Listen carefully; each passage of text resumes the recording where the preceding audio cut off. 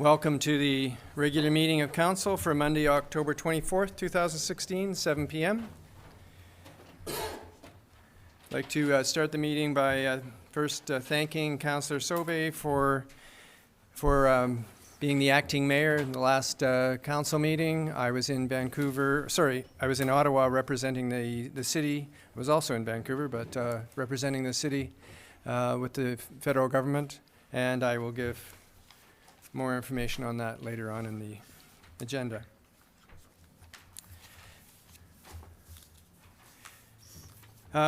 We always start our council meetings with a little bit of an education piece, and this tonight's education piece is on property taxation questions and answers, and the question is, why do I pay school tax? Answer is all property owners in the province are required to pay school taxes unless the property is used for an exempt purpose and is exempt from this taxation. Exempt uses may include alternative energy power projects, farmland, and industrial property. The school tax is not based on the property owner's use of the school system. It is a way to pay for part of public education costs, given everyone benefits from a good school system. And if you know how to read and write, I guess that's the first sign of a good school system.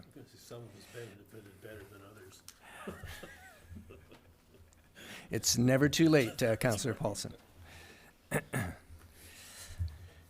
All right, Part A, call to order and approval of the agenda. I'd like to first recognize that we are on the traditional territories of the Hupetchisit and the Sishot First Nation.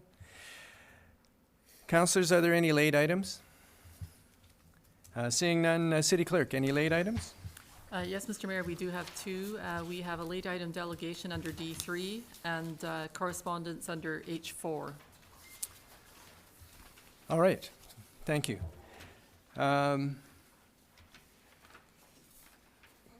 motion to approve the agenda with the two late items under D3 and H4 would be in order. I'll make that motion, Mr. Mayor. Second, Mr. Mayor. All in favor? Carried. And we have minutes from the special meeting held at 3 p.m. and the regular council meeting held at 7 p.m. on October the 11th, 2016. A motion to approve those would be in order. I'll make that motion, Mr. Mayor. Second, Mr. Mayor. All those in favor? Carried. Okay, and then this brings us to Part C, the public input period. As soon as I can get my iPad to play nice. First, this is an opportunity for the public to address council on topics of relevance to City Council. A maximum of 4 speakers for no more than 3 minutes each will be accommodated. Is there anybody who wish to provide input for council? Yes, please come here to the lectern and provide us with your name and your address. Hi, can you guys hear me? We can hear you, but if you'd like, you can pull the mic down. Thanks, I apologize, I'm a bit nervous. My name is Katrina Kyle, and I'm just looking to add into consideration this correspondence for action under Aaron Breivik. Well, I do agree with some parts of this motion. I just wanted to state that a positive move forward would be having windows on buildings covered, such as what's been done with the Vapor Lounge on Johnson Road, and treat it more like a cigarettes in terms of just protecting the eye of the public.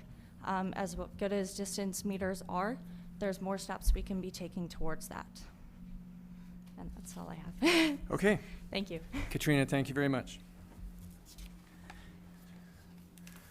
Okay, now we're on to Part D, delegations. Our first delegation is from the Alberni Valley Chamber of Commerce, and Bill Collette is here to provide us with a brief update regarding the Triconic Challenge. Bill, welcome. Thank you very much, Mr. Mayor and Council, and I heard the key word brief, so I will keep it brief. Well, you have 10 minutes, and I will give you a sign when I know. When you've got 1 minute. I've exceeded the 10 minutes a couple of times, so, Oh, so that I'm, means I'm that learning you're- my lesson. You're now down to 8 in that case.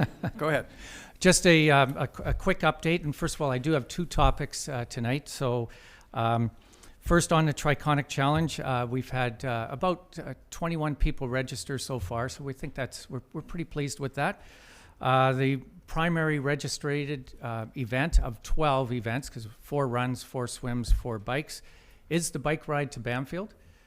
So that's kind of an interesting thing that we're looking at. We're pretty pleased with that.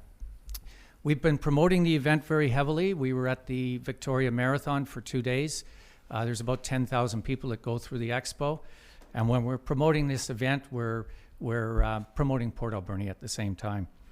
We spent 2 days this past weekend in Vancouver, same type of event, a big running event in Vancouver.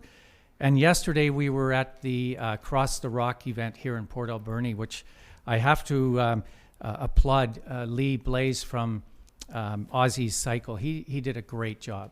250 or more cyclists here experiencing Port Alberni, and they absolutely loved the event. It was very, very well done. So kudos to Chris. So that's, what else I got here? We've got a great team working with us. We have Dr. Owen Brown, who's managing the swim. We have Robin Nadig, who's managing the bike race. Both of them are significant athletes in their fields. Dr. Brown is a major open water swimmer, so he's looking after that. Robin is a major cyclist. And then we have Malcolm Meninga and Sarah Thomas looking after the run. So again, we've got very good people looking after this stuff. CTV Vancouver Island has committed to $22,000 of in-kind sponsorship. We're very pleased with that. And we have a fair number of sponsors as well. So what I did want to do is just offer each of you, if I may approach each of you a shirt like this featuring the Triconic Challenge. And so I'm not sure the order they're in. I think this one is Councillor Minion's. If they don't fit, please let me know, and I will see if we can get other ones. Councillor Elman. And here we have Councillor McClement. Where's Councillor McClement? There he is. Yours is made out of parchment. I get out of this and be well dressed. You're well dressed. Councillor Paulson. There you go. Double X, yeah. There we go. Thank you very much. Double X. No, just kidding. Councillor Washington. I'm working on getting there. I think we have one for the mayor here. Yes, we do have one for Mayor Rattan. There you go. Thank you. And last but not least, Councillor Sauvé. Thank you very much. And if I just may take another minute and invite Pat Deacon up here to say a couple of words about our other topic. Mr. Mayor and councillors, I was in such a rush to get my report into you. I failed to mention that we had been successful in our application for our tourism training project to be funded through the Rural Diversification Program. So we have $74,000 coming to the community for that project. We are contracting the Chamber to implement the tourism program, and the Chamber has already moved to get going on the project. The aim is to train up 300 frontline providers and students, high school students, so that they can talk to visitors in such a way that it will encourage them either to stay longer, stay overnight, that kind of thing. And Bill, having said that, Bill has already hired a project manager and would like to introduce her. Great, thanks, Pat. So yes, we're really pleased about this program. We think it'll be great for Port Alberni.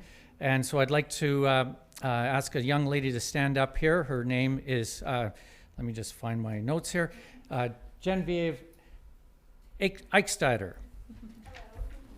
She is originally from Calgary, and she attended Vancouver Island University in Nanaimo for her undergraduate degree, completed a bachelor's degree in tourism management, focusing on sustainable tourism community development, which we think fits very well with this, and how to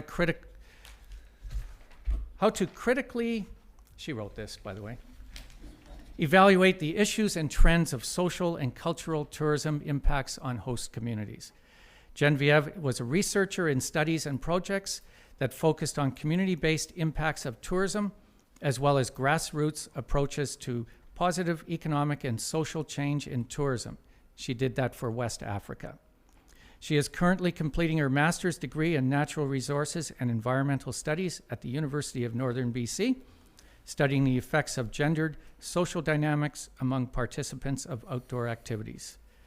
Aside from her academic pursuits, Genevieve is very passionate about exploring the outdoors and all of the recreational opportunities it has to offer with her husband and dog here in Port Alberni. So we welcome Genevieve as part of the Chamber of Commerce, and we're really looking forward to this program. We think it'll be very, very good. So thanks for allowing me to introduce her. And there's Genevieve right there. So we have a couple of questions. Oh, sure. Councillor Minions? Thank you, Mr. Mayor. Just wanted to say thank you for everything that the Chamber's been doing. Over the weekend, we had the charrette. I know you were at it, and quite a few other people from the Chamber. And one of the facilitators actually said, wow, like I'm really impressed with the Alberni Valley Chamber of Commerce and how much you guys seem to be involved in. I think we're really lucky here to have a chamber that is so actively involved in our entire community. And I know that this tourism program is something you've personally been working on trying to get through for a long time. So I'm really excited to see where it goes, and thank you. Well, thank you very much for the feedback. I personally love living here, and I want to see this place grow and prosper. So thank you. Councillor Sauvé and then Councillor Paulson. Thank you, Mr. Mayor. Again, I want to thank also Pat Deacon for getting the city involved in this project, and I've been monitoring it online and so forth. So I just want to make sure that our local merchants are taking advantage of the situation. A few questions I did get in the emails was the fact about transportation to these events from a downtown hub. Is that a possibility? Did we look into that? For people to get to the certain events in Banfield from Port Alberni? Oh, so you're talking the Other means Triconic of Challenge? transport, yeah. Yeah, we've got a transportation committee involved, and we know that we're going to have some challenges with that. But we've talked to, I believe her name is Marina Geiga.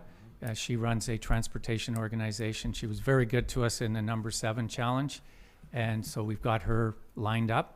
And Huayet First Nation are a partner with us. They've got access to vehicles and stuff in Banfield. And Okay, so- because I know a lot of people are interested in going to the event in Banfield, and Yeah. they're just wondering if there was transportation provided or where they could get transportation, so. Yeah, we'll certainly be all over it. Okay, Thank you thank for you. that. Yeah. Councillor Paulson? I'm just going to offer, make an offer and a heads up. You know, when we hold large events like this, and there is another large event in Port Alberni happening that same weekend with the ball tournament. So the accommodation, and I want to make sure that if you've got runners or participants coming from other parts of the province, that we can accommodate them. So I'm offering a bed at my house if you need a billet. I am serious, because the number of beds that you want, and you want you want nice accommodation for Yeah. them. So That's we want to work very closely with Funtastic. We don't want them to look at us as a competitor to them. We think they offer a great event, and I'm being encouraged by other organizers of big events that you need to look at homestays, that sort of thing, and we certainly will be. So thank you for offering your house, or at least a bedroom in your house. house and fridge. Perfect. Yeah. Good. Okay, anything else, Council? All right, so Bill, thank you so much for your presentation. It's a really exciting event, and there's probably lots more, many more people to register for this. Yeah, yet to we come. want to see 1,000 or more. Yeah. Well, Yeah, so be we're- good for us, good for them. Yeah. Good. Thank you. Okay, thank you Great. very much. Thanks. Okay, Councillor, our next delegation is Brent Ronning from the Rotary Arts District Corps, requesting council support for a creative crosswalk project. So Brent and Lily Dion.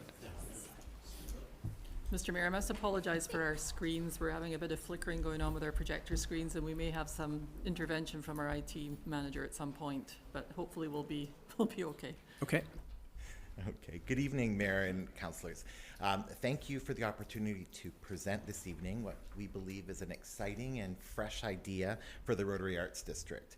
I'm Brent Ronning, Vice President of the Rotary Community Corps, and I'm here with Lily Diot, President of the RAD Community Corps.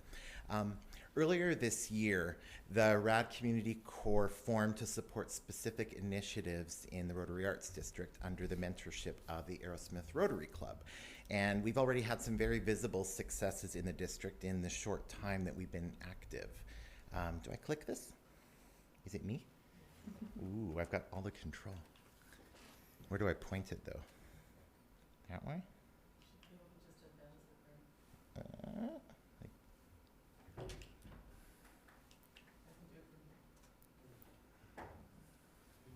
Aha. Okay. I'm certain that everyone here is well aware of the opportunities that Argyle Street and the Rotary Arts District present to our community, which is quickly becoming known for being affordable and progressive. Here's a gorgeous streetscape prior to adding some local color. And here is the Rotary Arts District beginning to bloom with the banner project. But we know that there's a lot more things that we can do to make it even better. So the RAD Community Corps, oops, that one, oops, yeah, that's it. The RAD Community Corps, along with our community partners, spearheaded the RAD Historical Moments, the Mural project this past summer. Local artist Shane Lloyd, already becoming known for his work around the Valley, has brought his passion to this project, which will continue in the Arts District in the summer of 2017. However, the RAD Community Corps has another initiative that we are seeking support for that will enhance the mural project and the entire area. And the Creative Crosswalks project. The RAD Community Corps, in partnership with Uptown businesses, would like to propose something exciting and fresh. And those are sidewalks there that you're looking at, or sorry, crosswalks as opposed to sidewalks. Work there. So there are some other examples of Vancouver Island crosswalks. So we'd hardly be unique in an initiative like this. It's happening in other communities on Vancouver Island. So you can see on the top left, that's in Campbell River. And one at the bottom, that's Victoria. And I believe the one on the right is Campbell River as well. But we have an opportunity in Port Alberni to do something uniquely Port Alberni and add our own flavor to it. And so there's some creative crosswalks from around the world. They've really become part of public art around the globe. And so there's a couple of more examples. Fish, and I learned that the one on the right, that's called a tattoo with the leaves going across. And the next one, raindrops and fish, something dear to our hearts here in the Alberni Valley. And there's some other creative ideas. Is that me that's doing that, or is it just? It's just doing that. Well, it's keeping me moving though. Some other creative ideas from like with parking lots and so lots of fun examples in other communities on roads and in parking lots. And really, we're only limited by our imaginations. The next slide, this is where we would love to see something like this continue. Neighborhoods doing kind of mandalas in their intersections and engaging each other in a lasting legacy in their love of their communities. So, I asked what could our crosswalks in the Rotary Arts District look like if we encouraged and supported our local artists to dream their dreams on our pavement. So the proposal is in partnership with the City of Port Alberni, is to issue a call to artists for a design concept that would reflect the unique identity, diversity, culture, and/or history of Port Alberni.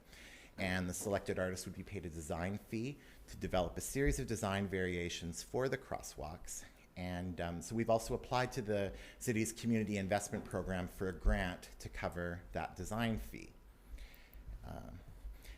And what we're looking at is the 4 intersections.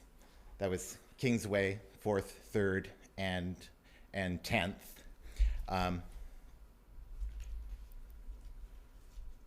oh, it's just going to keep bouncing around.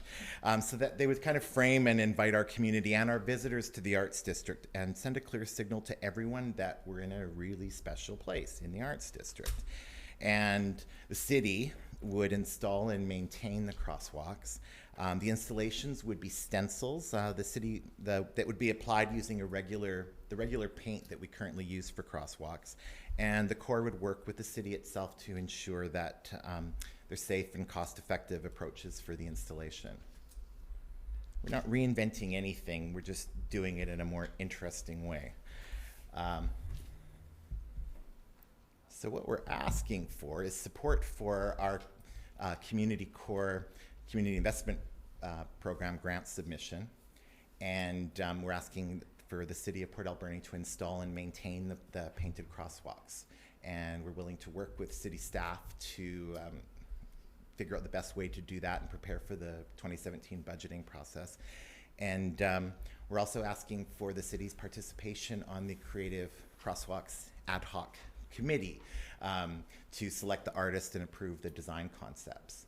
So we're hoping that the deciding committee for the call to artists would involve the city, local businesses, and the RAD Corps.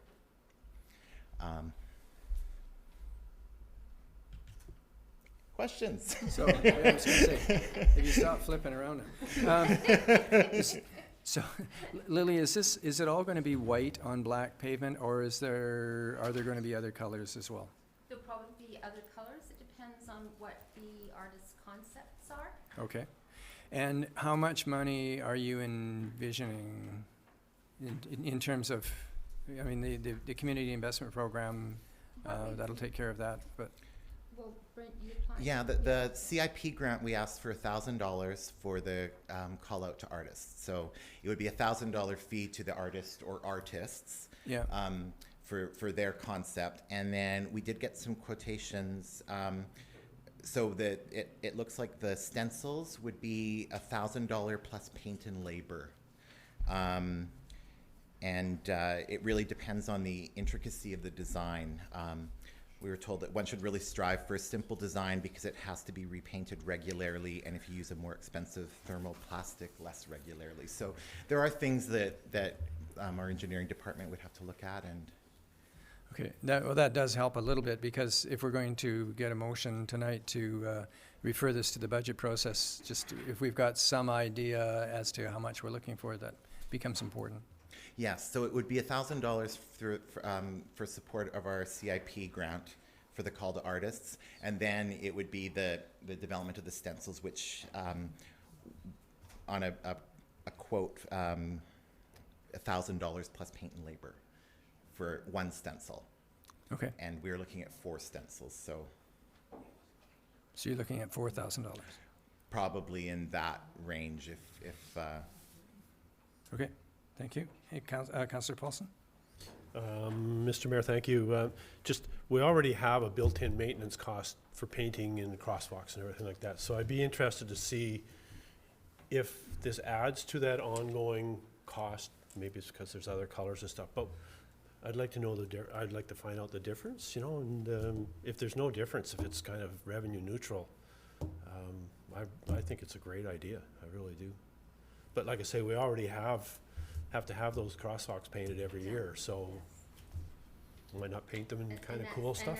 And that was our thought, is that if the crosswalks are going to be done anyway, we should have them done in a more creative way. And that's why we're starting, so we're give you a chance at your budget. Okay, Councillor Minions, then Councillor Sobey. Thank you, Mr. Mayor. I love the concept of creative crosswalks. I know earlier this year we had a lot of discussion in our community about a rainbow crosswalk. I think it started a great conversation around, how do we move forward with maybe some more inclusive themes. So we could talk about First Nations in our crosswalks, our industrial heritage. There's a lot that we could sort of showcase. So I think this is a great idea. I would definitely be interested in being on the ad hoc committee if nobody else is. Yeah, I think it's a great concept. And what I don't know about is because the community investment program normally goes through the committee, What point is the committee at right now? Are they taking new applications? Is it a decision we make here, or do we refer it to the committee? City Clerk, do you have an answer for that? Yeah, Oh. Mr. Mayor, yeah. Sorry. The applications are out. The deadline for applications closed on October 4th. The Community Core does have an application in through the process. And the committee will be meeting next week. It is to look at it. I would suggest that you leave it to the committee to decide what applications they're bringing forward and recommendations to here. One of the things that the committee has had in the past is this is an ongoing city maintenance of it. And the committee won't make decisions that would tie the city's hands to things, that they would refer it to council, and Councillor Paulson is on that. So that's part of the reason why RADCOR was bringing this presentation forward in advance of CIP, not asking you to commit CIP, but recognizing that the community committee cannot tie your hands to something that would be an ongoing cost. And so it's more that information and then assistance in the decision making. Okay, thank you. Councillor Sylvain? Thank you, Mr. Mayor. I'm prepared to make that motion for you. The only concerns I have, and I would like to make the motion that we refer this to the, when you make your application to the Community Investment Group, for the only reason, because I think the dollar amount is a bit higher. Because I would have concerns if the reflectedness of we're already having problems with our crosswalks and not being well lit and everything like that. If there was anything with the art or whatever that's able to advance the visibility of that crosswalk, I'm all for it. Keep in mind that paint costs special. So I would hate to, and even the lines for the crosswalks need special paint. It's a sort of a paint for reflectedness. So I don't know if you could work that in your color schemes, but that's something worth looking into, and I think there's still a lot of research and work to do on this matter. So do you need this to I need a motion to refer to this to the budget process. Okay, I'm prepared to make that motion if anybody would second it. I'll second it. Okay, is there further discussion? Councillor McClellan? Yeah, color is always good, and brightening the streets up is a good idea. I noticed one of those pictures the artist was so good it looked like something was sticking up. I hope someone doesn't trip thinking they're stepping over something. But the only concern I have, and I've seen the Victoria ones and different ones, and there's one in Victoria that I don't know what it is. When I'm driving, I don't know what it is, and when I'm walking, I don't know what it is. It's a blah of a whole bunch of paint streaks. And it's down somewhere by their city hall, halfway on Broad Street, I think, and what comes down there, Pandora. I think that's the one. And there's no definitive line. There's nothing to say it's a crosswalk, or maybe it isn't a crosswalk. Maybe I'm just guessing and that's what they're trying to do. But something like that I would have trouble with, because the ones you showed pictures of, there was a definitive white line on the sides, and that's kind of what we expect for a crosswalk. So people know, that's all. Thank you. Okay, Councillor Sobey, did you wish to speak Just to your one motion? little addition, because I wrote it down here. I was hoping you'd come here with something about the murals, because I've only heard compliments on these murals, and from a police officer that used to work in Chemainus, and nobody would dare touch those murals, and having the tourists come in. But seeing those murals around and seeing a bit more is a great asset to this community. So hopefully you could get some type of program for that too. I'd really be interested. Thank you, Mr. Mayor. Okay, anything else, Council?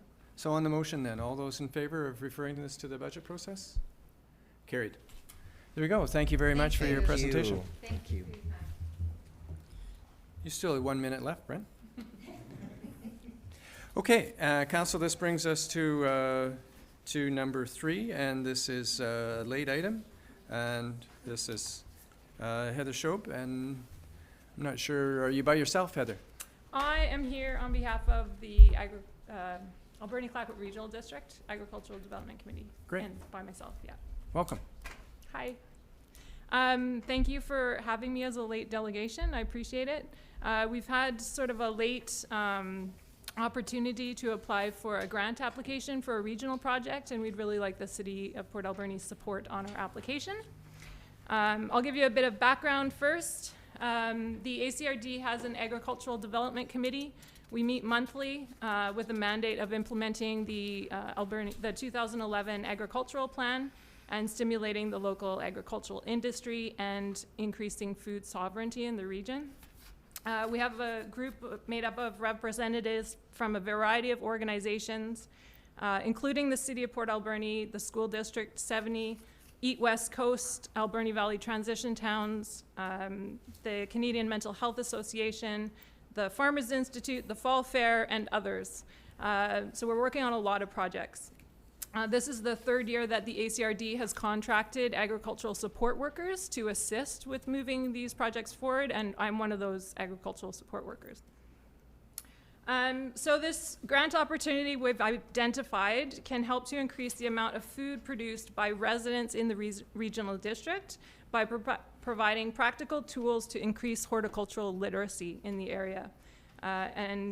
We also think that it will address some of the needs that were identified at the poverty reduction workshop that was held in Port Alberni last spring.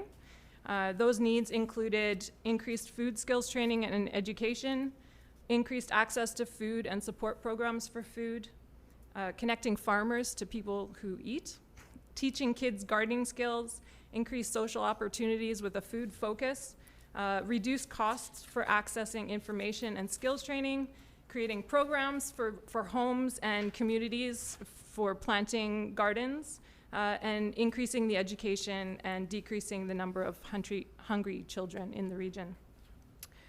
So the program is called the Grow Local program, and it's an opportunity through the Investment Agriculture Foundation of BC.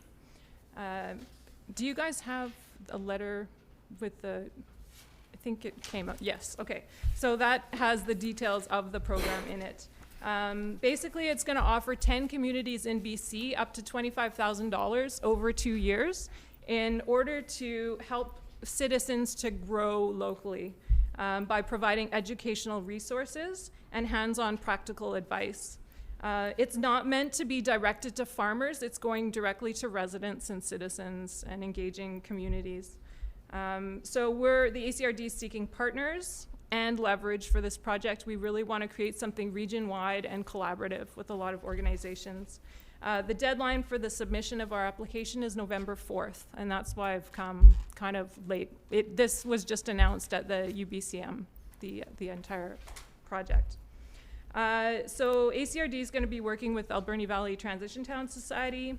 We've also received notice from the AV News that they'll be contributing up to $2,500 in in-kind advertising each year for the project as part of support in the grant application. We've talked to Eat West Coast and Tofino Community Food Initiative. They'll be participating as well. We want to talk to Shaw TV and the city and any other organizations that we can bring into this project. We're still fleshing it out, but I want to give you an idea of some of the proposed activities, and those include community educational and demonstration events at a local farm that have speakers and hands-on opportunities for planting.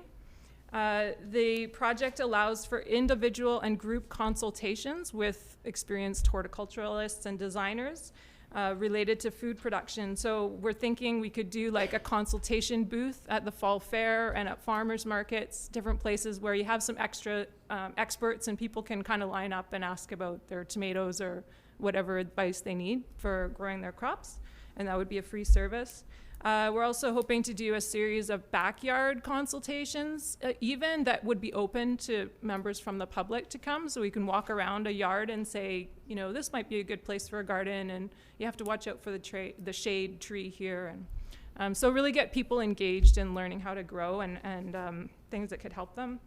We'd like to do a public edible food garden tour, which hasn't been in the Alberni Valley before, as far as I know. We'll have regular educational articles in local media, on TV, hopefully, and even online. There's a idea for a grow tub program for offshore First Nation communities, where you get these growing baskets and you're given seeds and education about how to plant these things, and you put them at your house, and they can be portable and going into offshore communities. And we'd like to do an educational day for SD 70 students, where all students are invited to a farm for some really hands-on planting activities, and we would do that hopefully annually. Workshops and tours on the West Coast as well, including Bamfield. We'd like to bring them in. So we're really open to other ideas as well, and it is late, but we're trying to get as much as we can at this point. Specifically, at a minimum, I would like to request that the City of Port Alberni provides a letter of support for our application. Always with grant applications, any additional financial leverage is really looked upon well. So if there's any possibility of that, we would appreciate that. I guess I sort of need your input as to what other things the city could offer this. Some of the ideas I would have would be maybe free bus rides to people who are going to the educational events, maybe tents and tables for the on-farm demonstrations. I'm not sure if the city has a porta potties, but that's actually a need that we've identified for some of the on-farm components. Or, saying sponsorship for one of those farm days, so where the city will agree to, pay the cost for those days. Also just promotion, and perhaps things like printing and helping us with the distribution of information. So I wish I had more really specific asks, but we're really trying to bring this together, and I really would welcome hearing what you think you could offer. So a couple things, Heather. We do have the Food Security and Climate Diversity Committee already. It's it's well established, going for several years, and certainly that the initiative that you've got going fits really nicely with their terms of reference. Yeah. I would think that a logical route for council might want to consider is to go through CAO in terms of what suggestions staff may have to ways in which the city can contribute. I know that it's, if we do that and at the same time make the commitment to for the letter of support, we've probably covered off a lot of your asks there. Yeah, that would be wonderful. Yeah, and I did the climate change and climate disruption food security committee. I would have gone to them first. It was just this all kind of is very last minute, so I figured I could get in here. Well, most of us around this, around here are really good at eating food, and some of us try really hard to grow the food. Sometimes we grow too much, but at any rate, and Councillor Mignon's promises that she's going to, turn her backyard into a real garden next year. Yeah. Cool. This year's the house, next year's the garden. Councillor McClellan. Yes, Mr. Mayor. Well, I'll make the motion then that we send a letter of support and offer the, whatever your group is called quickly, because I just forgot, to liaise with our CAO and find out what the city can do for support. Second, Mr. Mayor. And I do have a couple of comments and ideas maybe. Quite a few people in the town, I don't know if it's a whole lot of us, but I was one who kind of destroyed his soil by putting the wrong kind of fertilizer on it. Maybe too much wood in it or something. It was all natural and all, but it had other things as well that depleted it, and I'm still trying to get it back. So having sent my soil samples to Alberta, maybe if you got some experts here, maybe we'll learn something next year. Yeah, a great idea. We could do, something Okay. along that line. Just Thank a you. thought. Perfect, thank you. Kelp and chicken manure, there we go. Councillor Mignons and Councillor Elliman. Thank you, Mr. Mayor. I can't keep any plants alive, so probably could take advantage of some of those courses. Yeah. I'm wondering if the CAO is the right person to talk to, or if this would be something we could refer to the community investment program as well for table rentals and staff help with things. So I'm not sure if either is just as beneficial or if one's better. Mr. Mayor, I'd be happy to start engaging with Heather and referring her to different staff. I think that we can probably flesh out some of the in-kinds that the committee could use. take advantage of. And if we can flesh those out quickly enough for your grant application, we can show an in-kind value that would reflect as a leverage. Perfect. With no budget figure, but in kind. Okay. Councillor Alemany? Thank you, Mr. Mayor. I just want to say that it sounds like a fantastic program. I saw it at the BCM when they announced it, and it's exciting that you were able to jump on it so quickly. So it's a tough turnaround time. So hopefully that means there'll also be less people applying. So maybe that will make for an easier go of it, because I know it's hard to compete. So it'll be great. And I look forward, hopefully, at the food security climate disruption committee to see some ideas come through there too. Great. Yeah, thanks.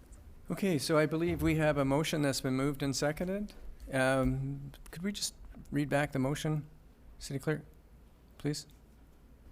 Mr. Mayor, the motion is that the city provide a letter of support as requested to support the application, and that the group liaise with the CAO regarding the potential for city support. Thank you. Okay, I'll call the question then. All those in favor of the motion? Carried. There we go. Heather, thank you very much. Thanks. Good job on short notice. Yeah, thanks. All right. Okay, Council, that brings us then to staff reports. Oh, sorry, unfinished business, and I don't believe there is any.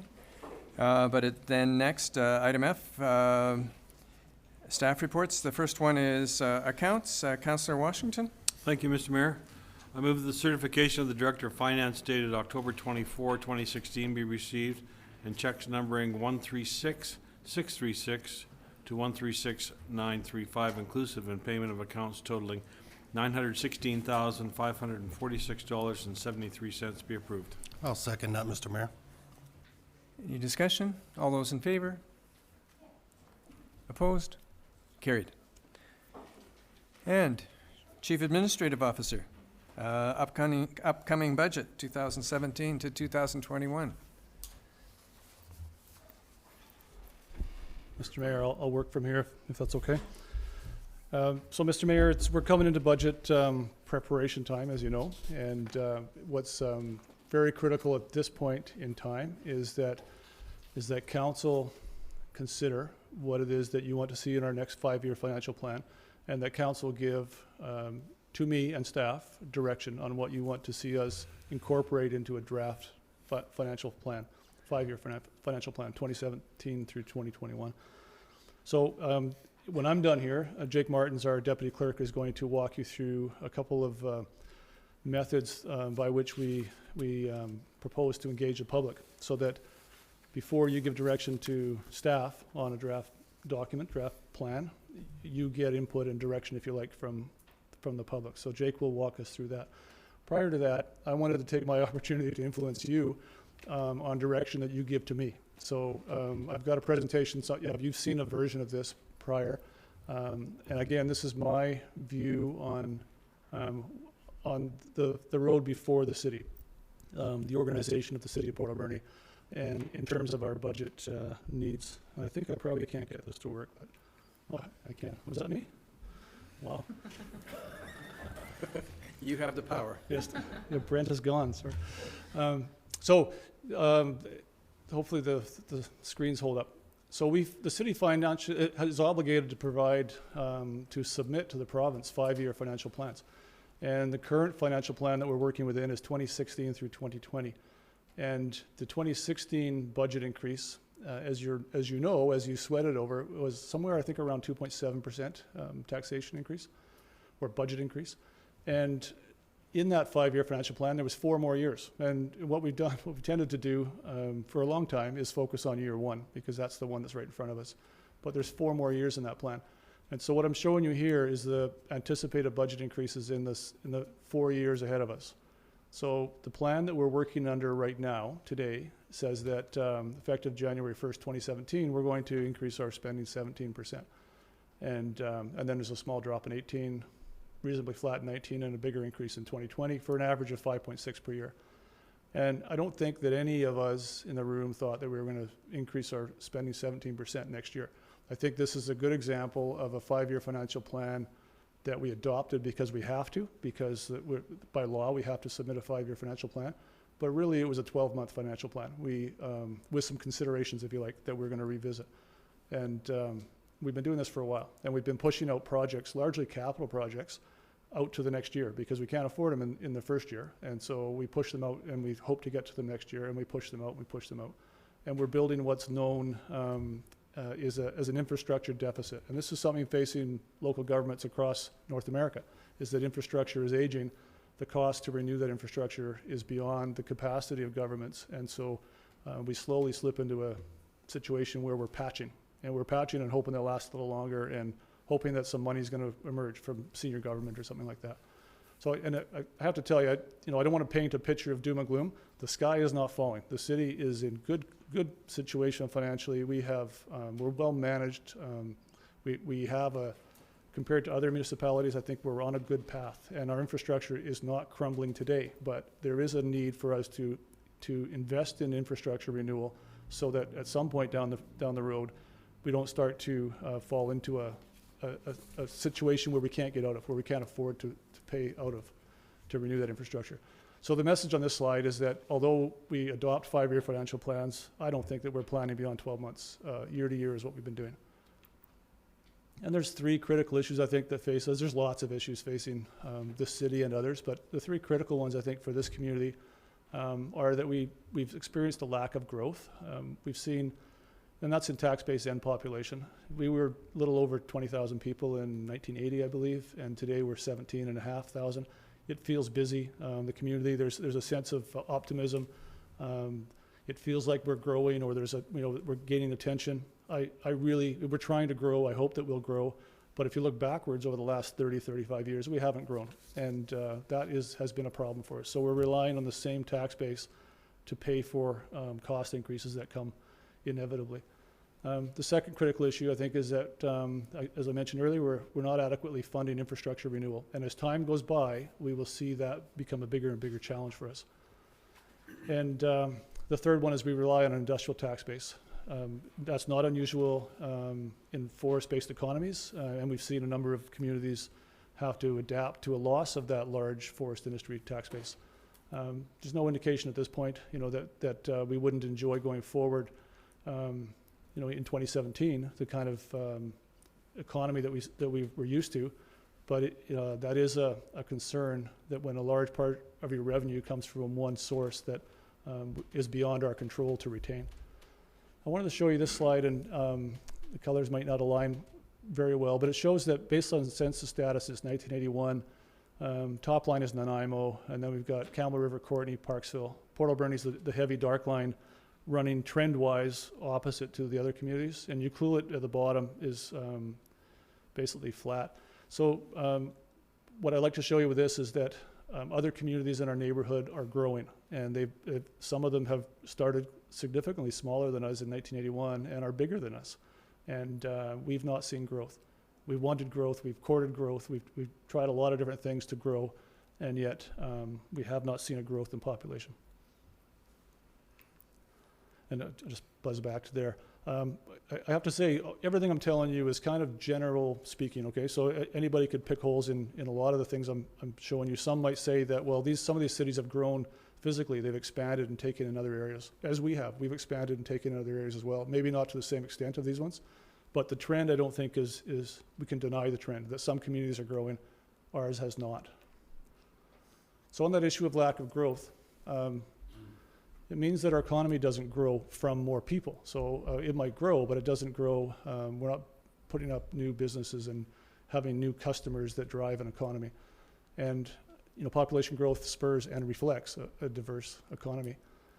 So without that growth that other communities rely on, the same taxpayers basically have been funding any cost increases that we experience. And a lot of our cost increases are inflationary. We haven't expanded largely the services that we provide.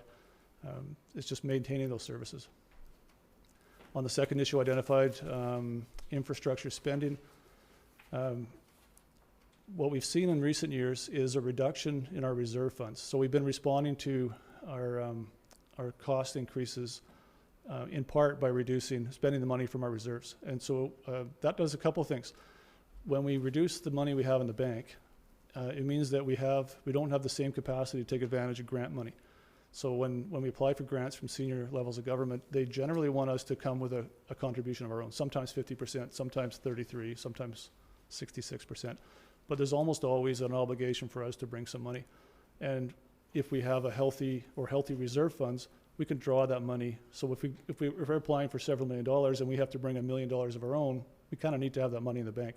Otherwise, we're either borrowing for our share or we're not able to be eligible for those grants.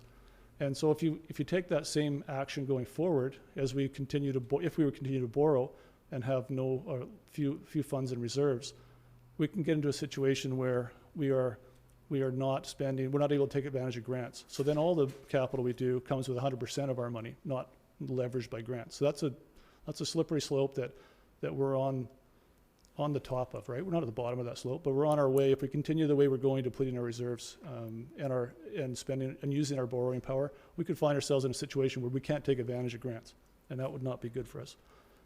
And if you combine that with infrastructure needs that are emergency funding because something breaks, now we have to spend 100% of our dollars to do an emergency repair that could have been planned for otherwise. In terms of infrastructure, this shows the amount of property taxes that were allocated to capital projects. So we pulled out water and sewer; those are separately funded, and this doesn't include grant funds. And it shows that in 2010 we reduced property taxes allocated to, or we had a low amount of property taxes allocated to capital projects. And my strong suspicion is that was because Catalyst didn't pay their taxes that year, so we diverted a number of funds. And then in 2011 and 12, it was up higher. And you can see that since 2011, there's been a fairly steady decline and flattened out in recent years, the money that we allocate from taxes, property taxes, to capital. And obviously, we need to spend more than that. On the third issue, our reliance on industrial taxes, our exposure, if you like, is about 23% of our tax revenue that we're reliant on our heavy industry taxpayers to provide, as well as our local economy is largely or heavily dependent on the forest economy, heavy industrial forest economy. So we still have a heavy reliance on forestry, sawmilling and the paper mill for our taxation, a large portion of our taxation revenue. We've done a lot of good work. We've reduced the amount significantly that we depend on industry for, and we're at 23%, we're lower than some other communities. But at 23%, we're still exposed to, if that economy was to fail or falter, that's a big chunk of our revenue that we rely on to provide services, day-to-day services that we might have to adjust to. And as that bullet says, some other communities have already crossed this bridge. They've seen their large industry disappear, and they've had to make adjustments. And I've bolded the bottom line that the impacts on heavy industry in our community are largely out of our control. Their viability is largely out of our control, and reducing, in my mind, reducing city taxes today on industry won't change the viability of those operations. So we are interested bystanders in that whole large-scale forestry economy. We're very interested because we rely on them, but we're bystanders. We don't have any sway on what happens. So how did this situation evolve? And again, this is my view of it. I think that Port Alberni evolved, our economy and the organization of the city of Port Alberni evolved over time because the community has been used to large business underwriting city costs. And as I said, we've done a lot of work on moving some of those costs over to other taxpayers, largely residential. But still there's that sense of optimism and just faith that things will always be somewhat like they've been. And the last line is a little bit pointed. We might have had long-term planning. I'm sure we did long-term plan in the past, but we haven't followed those plans. So we need to adopt long-term plans and then stay the course and not get swayed on by projects that are attractive as they arise. So to that end, what is my recommendation for our best course of action? If a reduction in heavy industry occurs, we'll take emergency actions then. So that's if something bad happens, we're going to have to do what we have to do. But until then, we can wait until that may happen or may not happen, or we can wait until growth occurs. Or we can take some long-term action starting now to correct our course, to reduce our reliance on, our operational reliance on industrial tax dollars for sure, and to free up some room to be able to start to fund some infrastructure renewal. So in the lighter colored font, this course of action takes strong leadership. This is not for the faint of heart. If we start to reduce our spending on services so that we can make room for some infrastructure renewal, you're going to have this room's going to start to be more full when you meet, and you're going to hear from service users and providers who are going to tell you what they think about that. So leadership means setting a path and sticking to that path. We need to plan long term. I've said 10, 20, 50-year plans. That starts with a 5-year financial plan and 5-year operational plan that is in the direction of a longer term plan. And then follow the plan. It's one thing to draw it up and say this is great, but we need to follow it day after day. And when good ideas come up, we need to say, is this in the plan? And if it isn't, then we really need to, sometimes we need to say no to things. We need to focus our spending on local government responsibilities. It's hard for a local government because we're here, we're in this community, but a number of the things that we engage on are not our responsibility. They're the responsibility of senior government, whether it's housing or seniors or children, a number of these things. Some of them are in some way ours, and I don't mean to say any of those ones that I mentioned are not worthy causes, but when senior governments divest themselves of some of these services, we pick them up because we care and we're here. But it doesn't really, some of those things don't really belong here. So we need to be mindful when we're taking on responsibilities of other governments.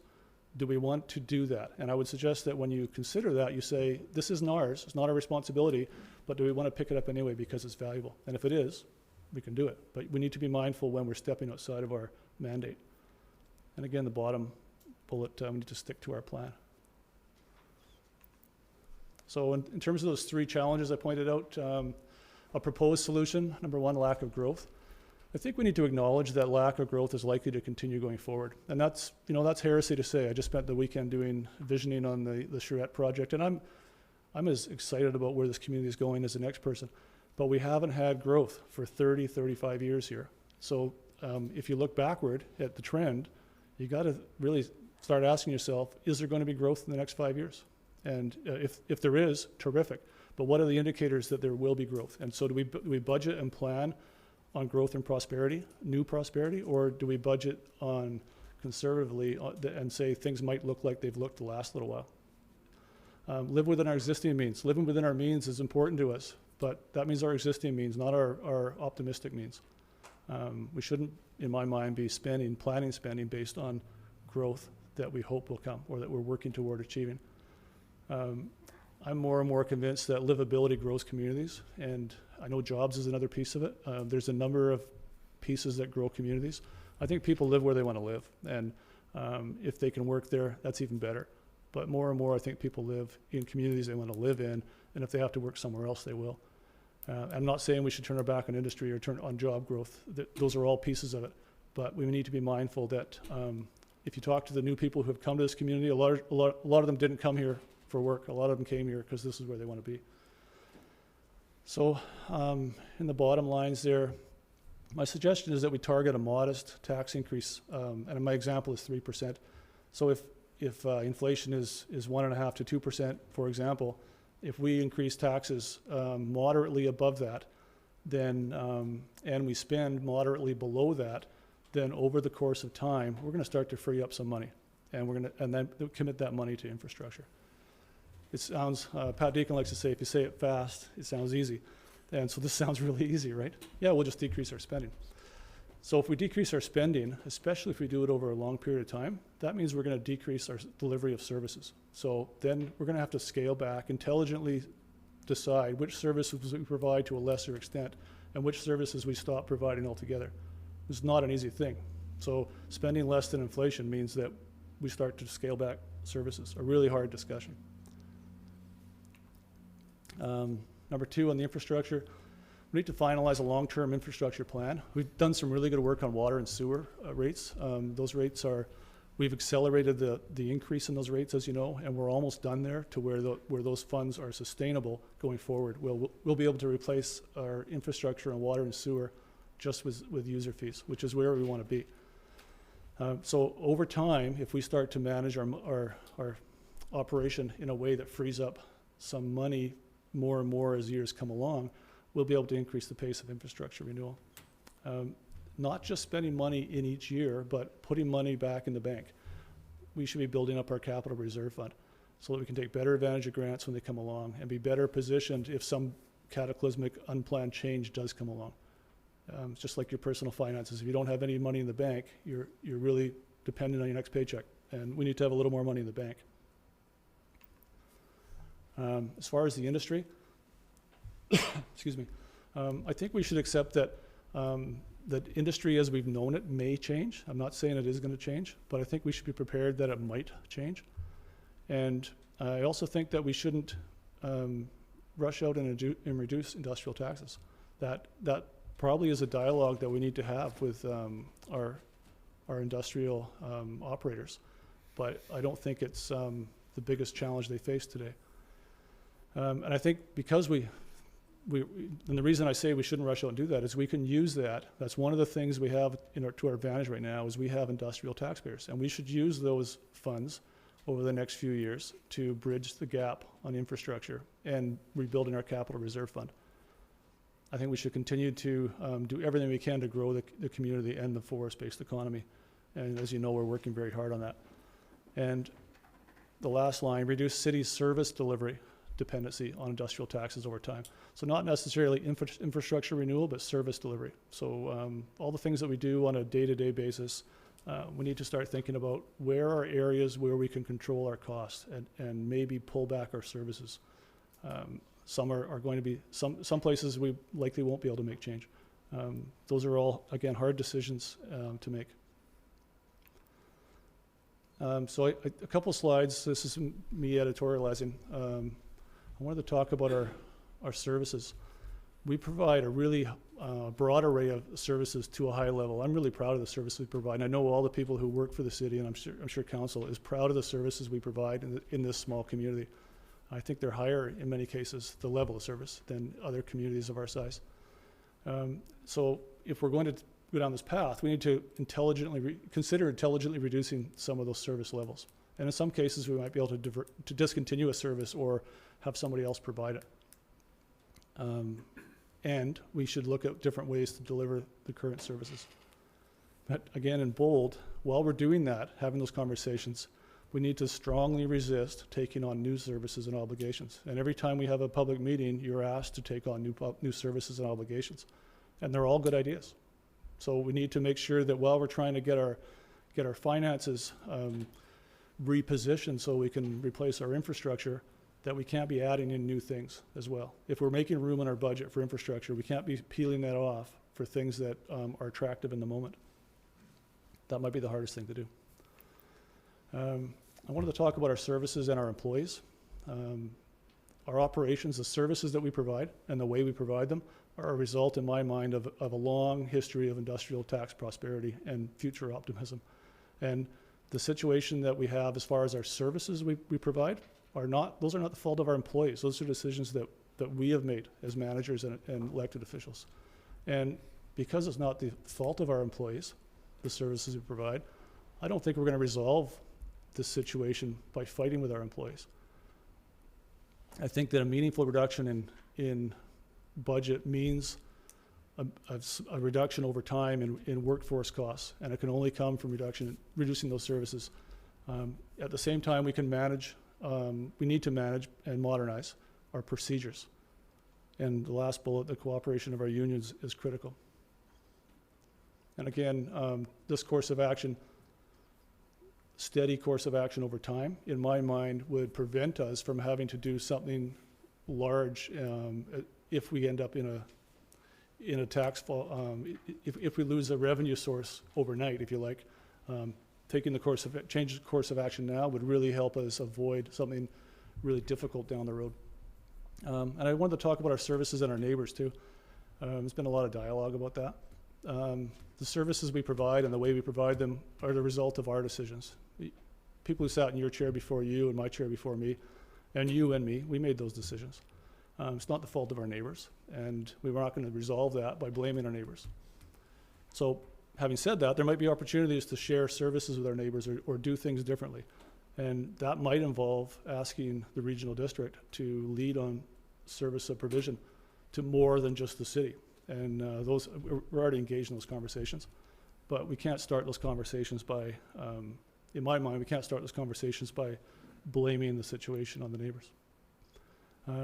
When you're considering budget direction to us, I'd like you to consider taxation equity. So are we currently in a situation where the taxes are distributed correctly across different taxation groups? Residential, commercial, industrial. And if not, then tell us what needs to change. What would be equitable? What would be an equitable split between the various groups? And if we are in a situation where you think there's equity, then it might be time to consider raising taxes across the board at the same amount going forward. Those are things that you need to consider for when you give us direction. So just kind of to recap, true 5-year planning. So we want council to focus on 2021. We don't want you looking at 2017. We're going to get to that. We're going to get to that in the process. But what we want is you to tell us, what does 2021 look like budget-wise and operations-wise? And then staff will go away and we'll roll up our sleeves and build an operational plan that gets us to your vision in 2021. And we'll come back to you with an operational and a financial plan that reflects that. And you'll have lots of opportunity to modify that and to kick the tires and build a budget and an operations plan that you want, and then you can adopt it. And then when you do, I'd like you to stay the course. And I'd like you to tell me that you want to stay the course, and then I'll keep reminding you. So next steps. You've already gone over the strategic plan, and it remains in draft form, but you've refreshed it. And I think you need to maybe touch it one more time before it becomes a public document, finalized. And then probably in early November, I think it'll be time for you to give us budget direction on what you want 2021 to look like. And then senior staff and myself will work on developing a draft budget that meets your direction. And we'll come back to you and we can start to work together on finalizing the budget for 2017, 2021. I think that's all of my slides.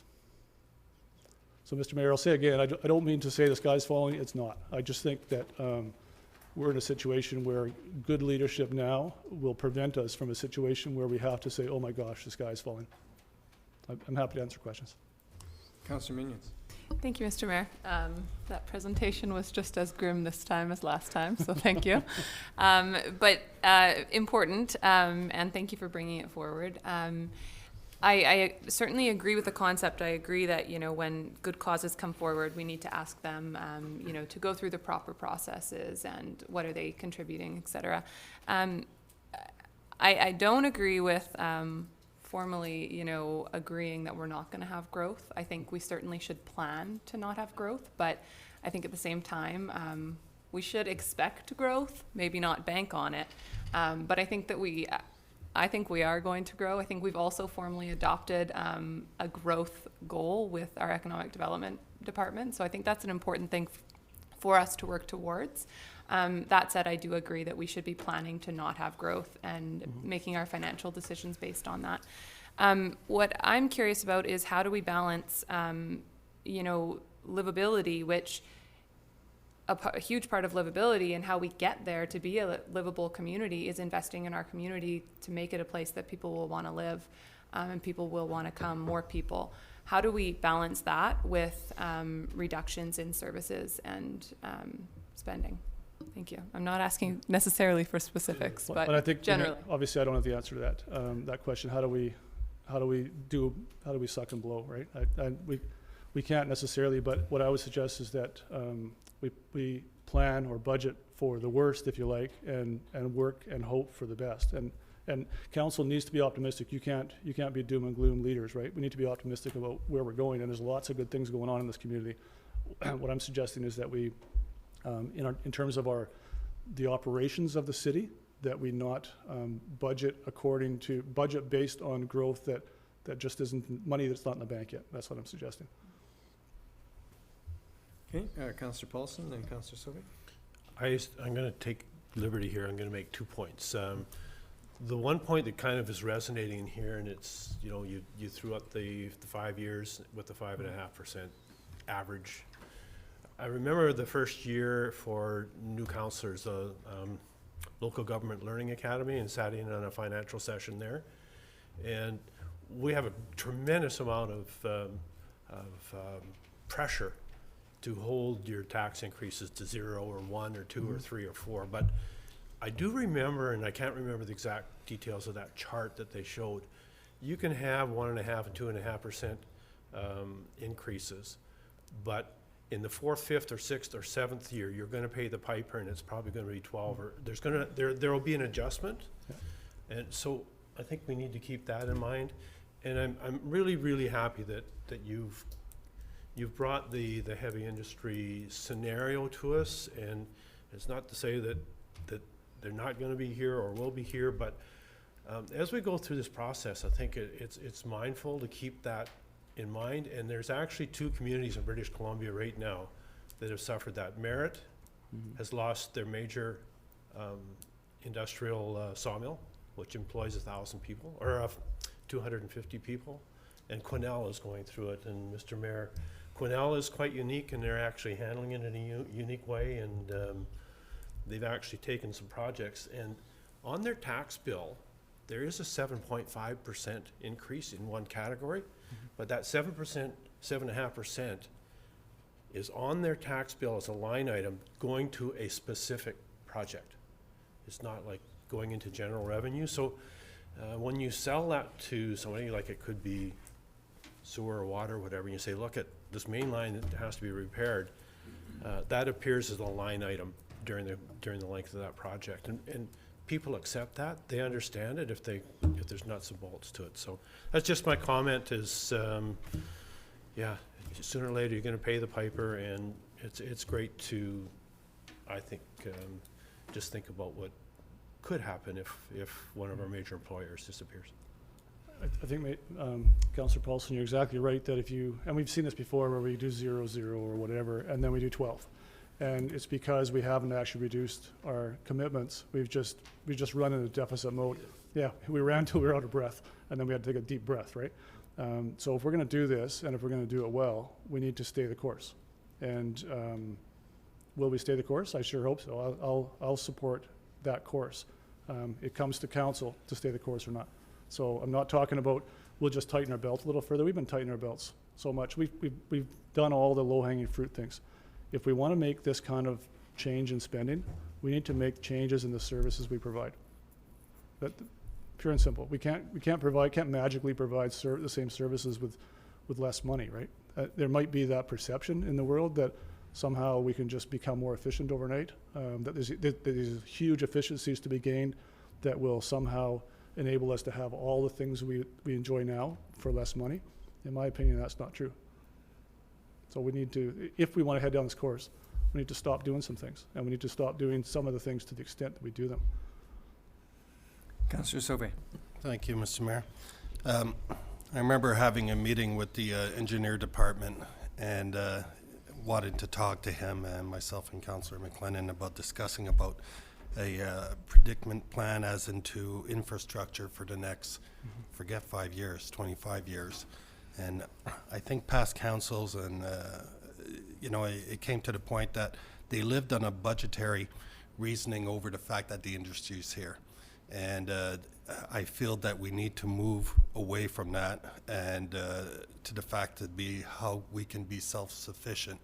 Now, the public itself, everybody's worried about taxes going up and so forth, but it takes you to realize when you're in government office to realize where these pennies are going to, and to be able to learn, and which is a hard thing for any type of civic politician to say no to its constituents on certain projects and so forth. And it's all nice and great and brings the community together, but we got to keep in mind that we have a budget that we have to keep, and that 5-year plan dealing strictly with aging infrastructure has been always a goal for me, and I'm sure other councils to deal with. Doing the Band-Aid jobs, it's not working anymore. It's getting simple that the infrastructure, as per the last engineering report came out that we were 40 years behind. Well, we're going to be more than that behind next year and so forth if we keep on pushing it away. So I think option B obviously it's a good place to go and start investing. I don't believe, and if anybody's going to argue about tax hikes, it'll be me. But I don't believe you'll get any argument on any type of tax hikes if it comes to an investment to our community dealing with aging infrastructure. Thank you. Okay, Councillor Alberni. Thank you, Mr. Mayor. I think I really appreciate you bringing this presentation forward, because I think it's something that the community needs to hear, and you know, it's a reality check that maybe we as council and past councils haven't heard before, and at least not publicly. Everybody knows that, you know, one day the mills or industry could disappear, as it has in other communities, and that's not to say it will, or you know, tomorrow or the next day or 10 years down the road, but it has to be something that we have to plan for. So I think it's really refreshing that you're bringing this forward and giving us the opportunity to have that conversation with the community. I think what we've heard in the past, I agree very much with what other councillors have said around, you know, bringing our costs in line with something more manageable, that we wouldn't have to necessarily rely on the industry. But I think we also need to be cognizant of the fact that in past surveys and public meetings and all sorts of stuff, there's always been very strong support for the services that we provide in the community. So we need to level with our citizens and say, you know, if we want those services to continue, we will have to pay significantly more as residents and businesses to have that option. And that's something I think we should ask them in a very forthright manner, so that we can act on that as well. But in general, I think, you know, being able to plan for a long-term outlook rather than year after year, as has been the practice up till now, is certainly something we need to do. We have now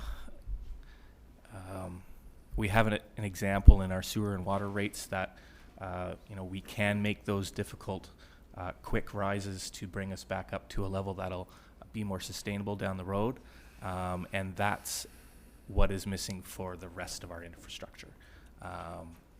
I've always said that that's something that I think we need to try to address, and as Quinnell has demonstrated, if you are very upfront and honest with residents and tell them exactly what their funds will go to, they are much more likely to accept that hit. So hopefully that's somewhere we can go. Mr. Mayor, through you to Councillor Alberni, there's more than one option here, right? So another option is we could raise taxes for channeled to specific use. We can do that too. My hope is that engaging here in a public way with council, we're also at the same time engaging the community, and that over the next 3 weeks or so, you're going to hear from the community. And this is the kind of input that you need. But before you can give us direction on the budget, I think you need to hear from the community. And so my hope today was to drop the bomb in the room, if you like, and say, here's one way we can approach this, and see what kind of input you get. CAO, this council has been clear right from day one that we want to do our business in a different way. And we've been really consistent in showing what we want to do in terms of our exempt staff contracts, and all of that is about getting our obligations under control. And same token, we have said we want to engage in a process so that as a city, we're not solely responsible for the maintenance of some of our non-core obligations such as the museum. We need to figure out a way to get into line with other communities in the province. So I don't think you'll get any real challenges from this council in terms of heading in the direction that you're suggesting. But what I want to point out, not for you because you're well aware of this, and not for council, but for the public, that the way for us to answer a lot of these questions is working together with our staff. It's not imposing it on, it's working with them and saying, okay, well, what are the areas that we really can look at, and how can we look at them, and what are the impacts if we make these particular decisions? Because frankly, it's our staff that has to face this on a day-to-day basis. Yes, as a council, we make the decisions, but ultimately it's our staff that makes things happen. So that's how we get there. Mr. Mayor, to echo your comments, if we're going to head down whatever path we head down, I think what's really critical in our future is the ability to develop partnerships and relationships and to maintain those partnerships and relationships. And so I'd like to say in this public meeting that a longer term approach means that we can take care of all of our employees. If we can take care of all of our partners, we can take care of all of our service users. So people need to have a certain level of comfort that the things aren't going to change tomorrow, and they don't need to. The sky's not falling.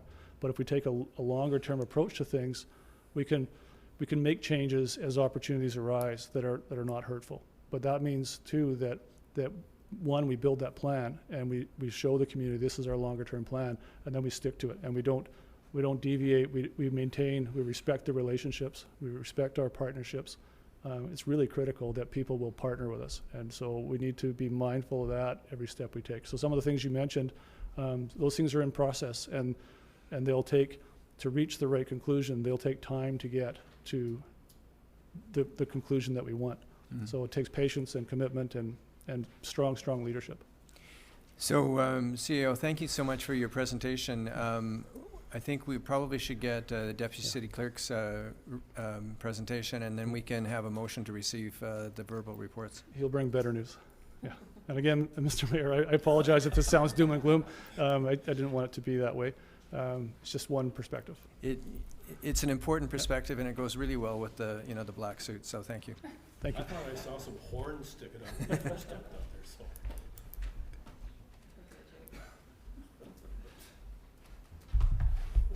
Hey, Jake, bring us the good news now. Always. Thank you, Tim, and thank you, Mayor and Council. So tonight does kick off our 2017 budget process, and not sure if it feels like a celebratory moment right now, but certainly it's a milestone, and I'll just not press that button to drop the balloons down from the ceiling quite yet. But the city's annual budget process does take place over the course of several months, and we are guided, of course, by provincial legislation that requires us to adopt a 5-year plan by May the 15th each year.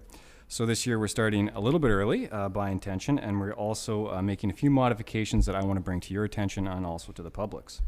So the first of these changes is a truncating or condensing of our budget, departmental budget presentations.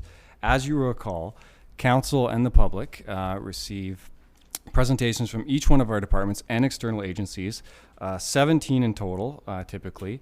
And typically that takes 3 to 5 council meetings in which you're sitting and listening to these presentations. Very detailed, very informative. However, we're going to try and kind of just flip this on its head a little bit and focus that time on council discussing, posing questions, and really engaging in debate with staff around some of these departmental presentations. So our CAO is going to be doing a comprehensive presentation this year on all departmental budgets, and you will receive that once you provide direction to council, and also once you receive then a draft budget proposal. So we're going to condense the process. We're also going to incorporate some electronic participation into our public budget forum. So each year we also have a public budget meeting in which we invite the public out to receive information about the budget and also provide input. This time we're going to try and add an e-town hall format to that, in which then people can participate online or in other methods in addition to being there, but basically in person. So it's hoped that this new format will provide greater community involvement by diversifying the methods in which the public can participate and where they can participate from. Many of us are engaged on social media. We may be at home and maybe don't want to come out to that meeting, but we can certainly pose our feedback or our question to council through that method. Finally, tomorrow we're going to be launching a new and enhanced public budget survey. And certainly, so I want to bring some strong attention to this, and Davina can actually pull this up for you to see as well. This new interactive budget tool is going to allow residents to tailor the consultation to their specific property tax bill. So we want the public to have their say, and so we've provided basically some instructions on how to go through the process. And one of the first things you're going to notice, if we scroll down a little further, is you can then enter in your property assessment value. And so that will tailor all the information to your specific home. So I think we all recognize that when we use budget figures like a few $1 million for this service or a few $100,000 for that service, it's hard to necessarily personalize that. What does that mean to me as a resident? This process here will allow you to see exactly how much you pay for the specific services, whether it be fire, police, economic development, or others. So you'll be able to see how much you're paying, and you'll also then get to determine if you'd like to pay more or less, and thereby enhance or decrease that service. So if you scroll down a little further, each of our services is profiled with some information that's available on it. We've got links to our website and everything, and then you'll see that scale on the right-hand side. And so you'll be able to scale up or down in increments of about 5% to a maximum of 30%. And that way then you can sort of express how you would like to see your budget for the city. So this is a significant departure from previous surveys, which are very much focused on the average or representative home. And again, like I said, on big, broad budget figures around some of our specific services. So we're going to open this up tomorrow morning. We're going to run it for approximately 2 weeks. We've had tremendous engagement from the public on our previous surveys, and we're hoping to get the same this year. So strongly encourage you to speak with as many people as you can and get them to participate. At the very bottom of the survey, we do ask for some basic contact information. It's not to collect information for folks other than to basically send them an email if they wish to provide the results and show how their results compared to others that have completed the survey. So opens up tomorrow morning, runs till November the 8th. It's you can access the survey, or will be able to, at portalberni.ca/budget. And we really hope that there's a strong response from the community. I'd be pleased to answer any questions. Do you have some sense of the dates that we're going to be dealing with over the next few months? So broadly, we're going to be looking to receive direction from council on the 14th of November, and then it's a matter of sort of how long that takes for staff to come back with the first initial draft proposal. I would expect we'd be doing some sort of public forum, e-town hall meeting in early to mid-January, in that range. But again, we want to first wait till we get some of these things flushed out first. And we're going to be working council and managers before that? That's correct, yeah. So like I said, when we condense that budget process, we're going to try and then focus that time then around council, meeting in public, and working with senior management around some of the specifics of the budget. Mr. Mayor, if I may, I think that it would be far more effective if council gave us direction, if staff first had an opportunity to work as staff on a draft, very broad draft budget in terms of, what your direction is. Here's the changes that may or may not be involved. And then certainly there'd be opportunities for one or more meetings where we sit around a table, where council and staff sit around a table and start to go through some of those changes. But first, staff would need to, based on your input, would need to do a little bit of work to say, well, what does that input look like operationally? And that's not something I don't think that at that first touch of the budget, I don't think council would have the familiarity with the operations. But certainly there's a round table in our future. Okay, Councillor McClellan.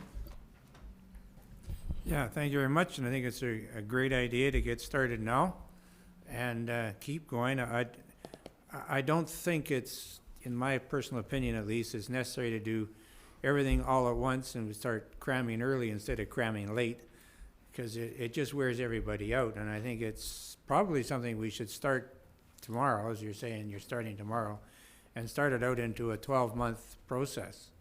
that, yeah, we got a deadline in whenever it is, but April, whatever, but then the next budget, then we've got 12 months to get to the next one, and if we can see where we are and some system of monitoring how we're doing as we go, other than just numbers that we spent that much, yeah, okay. But you've done a very good job, I think, of coming up with that concept of fiddling around with your taxes. I know I'm gonna put mine down to $1 and see where that goes, but other than that, I think that's good. 30%. And make a drawn out and a proper program. I think we may find that we're gonna have to inject a bit of cash in some parts of the city's operations in the first year, and maybe not, just to make it smooth and that we can carry on for the rest of the time doing what's been suggested. Thank you. Councillor Sauvé? Thank you, Mr. Mayor. I just want to add it for those little silent majorities that are not techies and don't have a computer, if it actually happens in Port Alberni, but there is a lot of people. Just open up and get them to contact their local councillors or mayor or go through the city, and it's important to voice their opinions and all that. I'm just afraid that they see this tool is a great tool. It'll grab a big chunk of the community, but there's no other big chunk that wants to speak out. Just get a hold of your local councillor or mayor and pass on your concerns for the budget. Thank you. Thank you. Jay? Mr. Mayor, through to Councillor Sauvé, thank you for bringing that forward. Certainly, we have made printed copies, or will be making printed copies available. That'll be, you can pick them up at Echo Center or at City Hall, fill them out, bring them back, submit them, and they will be included with this. So thank you for bringing that forward. Okay, thank you. A motion to receive the verbal reports would be in order. So moved, Mr. Mayor. All in favor? Carried. Thank you very much. Are we okay? All right. We could call a recess. You're all right. Okay. Then council, that brings us to the Economic Development Manager, Rural Dividend Fund. Were you lying down in the back there? I thought you'd left us or something. Oh, no. Mr. Mayor and councillors, as you heard earlier this evening, we were successful in an application to the Rural Dividend program earlier this year. The second intake for the program is open with a deadline on October 31st. We have been working at diversifying the economy. We've made investments in aerospace and agriculture, in marine industry, arts, culture, and heritage, livability, the creative industry, education, healthcare. And we have also been working to realize what I've come to calling a maximized value wood biomass eco-industrial cluster. Our work on that front caught the attention of FP Innovations, which is Forest Products Innovations, and they have offered to partner with us on an application to the program. And through the partnership stream, which allows us to request up to $500,000 for projects. And they've taken a look at the material that I've given them with respect to that cluster, and they've suggested that we focus attention on 4 projects if we're successful in our application. One of those would be activated carbon. One of those would be cedar oil extraction. One of those would be a new biomaterial for catalyst, and one would be a project that is called supercritical hydrolysis. It derives sugars from wood waste, and that would be done in support of Western Forest Products. They say that the most common concern that is being expressed to them by other communities throughout the province is the burning of residual wood every fall or every winter, and the loss of what they believe is an economic opportunity through that. Communities have heard about our work with canned timber and are interested in seeing if a successful project could be materialized and then replicated throughout other communities in British Columbia. So the project does aim to put support in place for each of the 4 components that I've mentioned and to work towards it. And we actually envision this as the first of several applications because it is a 3-year process. So having said that, I'm here to request that Council would authorize the submission of an application and provide both a motion of support indicating that you would support the project through its duration, and also provide a partnership letter for the application. Mr. Deacon, you haven't included in your presentation, but you did mention that FP Innovations was partnering with the city on this. To what extent are they partnering in percentage terms? They, on the financial end, they are bringing the 40% to the table that's required for a partnership application. Okay, thank you. In a project management perspective, project administration will divide that out accordingly with no financial cost to the city other than the investment of my time. Okay. Any other questions, Council? Councillor Paulson? Oh, sorry, Councillor McClement? Yeah, thank you very much. I'm totally in favor of doing this, and I guess what we have to be cautious of, we're putting ourselves on the line. We're saying we want the investment and we want the people to come here, and we've got to back that as a council when they get here, and that's something we got to consider. I'm totally in favor of it. Thank you. Councillor Minions and Councillor Allen? Thank you, Mr. Mayor. It sounds fantastic. I like the idea of getting certainly other funding to help support businesses who are trying to create solutions in our economy and in our environment. On the ground level, how, like, practically, what is this funding going to provide for someone like Ken Timber who is here trying but has had issues? Is it going to help sort out their process? Is it going to help them with future markets? Are there specifics attached to this right now? Yes, with respect to canned timber, initially they would intend to bring their experts in pyrolysis to the table, along with some market support.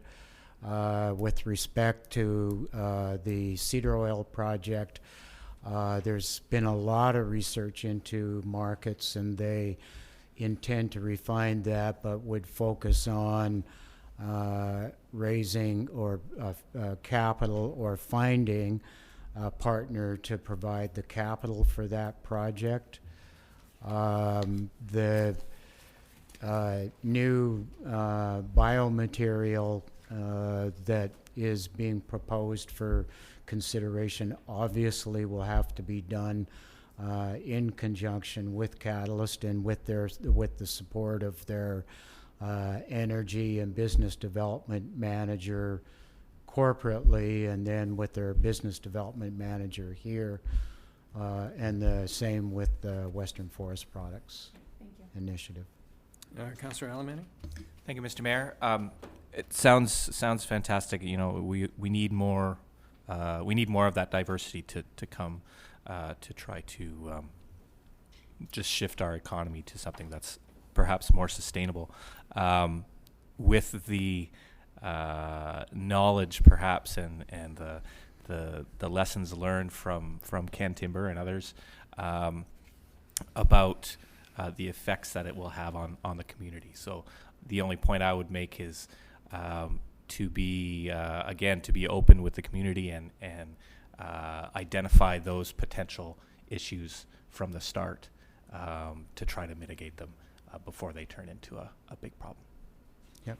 And Mr. Mayor, if I would like to thank Councillor Alemany because it was through him, a school chum of his who's working for Forest Products Innovations, who asked if there was potential here, and the councillor handed it off to me, and once they learned of our the plans for our cluster, they got very, very interested, and we've had many meetings and phone calls as well as email exchanges since then, evolving the project. Councillor Sobe? I just needed to know, as into how much background research have we done on these other companies that are involved with this application itself? Because there's companies that I've never heard of. Are they new experimental companies coming in, or? Well, the only other company that is identified in the application that would be new to council is a company called K-Tech. I've been working with them for about 2 years. The technology that they're proposing to use is used in Japan. They have, and it extracts oils from a species of wood there that is genetically related to Western red cedar here. But these are all industries that are regulated by our environmental guidelines and so forth, right? Japan has some of the strongest environmental guidelines on the planet, and that plant is in operation. We can go and look at it. K-Tech has shipped 2 container loads of cedar sawdust to that plant for extraction or processing, and they got the values that they expected and the quantities that they expected from that, and that's why we're continuing to work on it. And Councillor Sobe, I have met with K-Tech a number of times as well, so they're... Yeah, it's just new to me. That's why I was asking, that's all. Yep, thank you. Councillor Paulson, are you prepared to make that motion? I sure am. Pat, this is great. That Council for the City of Port Alberni authorizes the submission of an application to the BC Rural Dividend Program in partnership with FP Innovations for the Port Alberni Maximized Value Wood Biomass Eco-Industrial Cluster, and that Council support this project through its duration. Second, Mr. Mayor. Any further questions? All those in favor? Carried. Thank you. We're going to shorten the title down, Pat. Thank you. I want you to know it's Pam V.W. Beck, just so you know. All right. From the Director of Finance, Port Alberni RCMP Detachment Occupancy Agreement, Council. CAO, sorry, I didn't see her. Director Rothwell is here. Council, do you have questions on this occupancy agreement?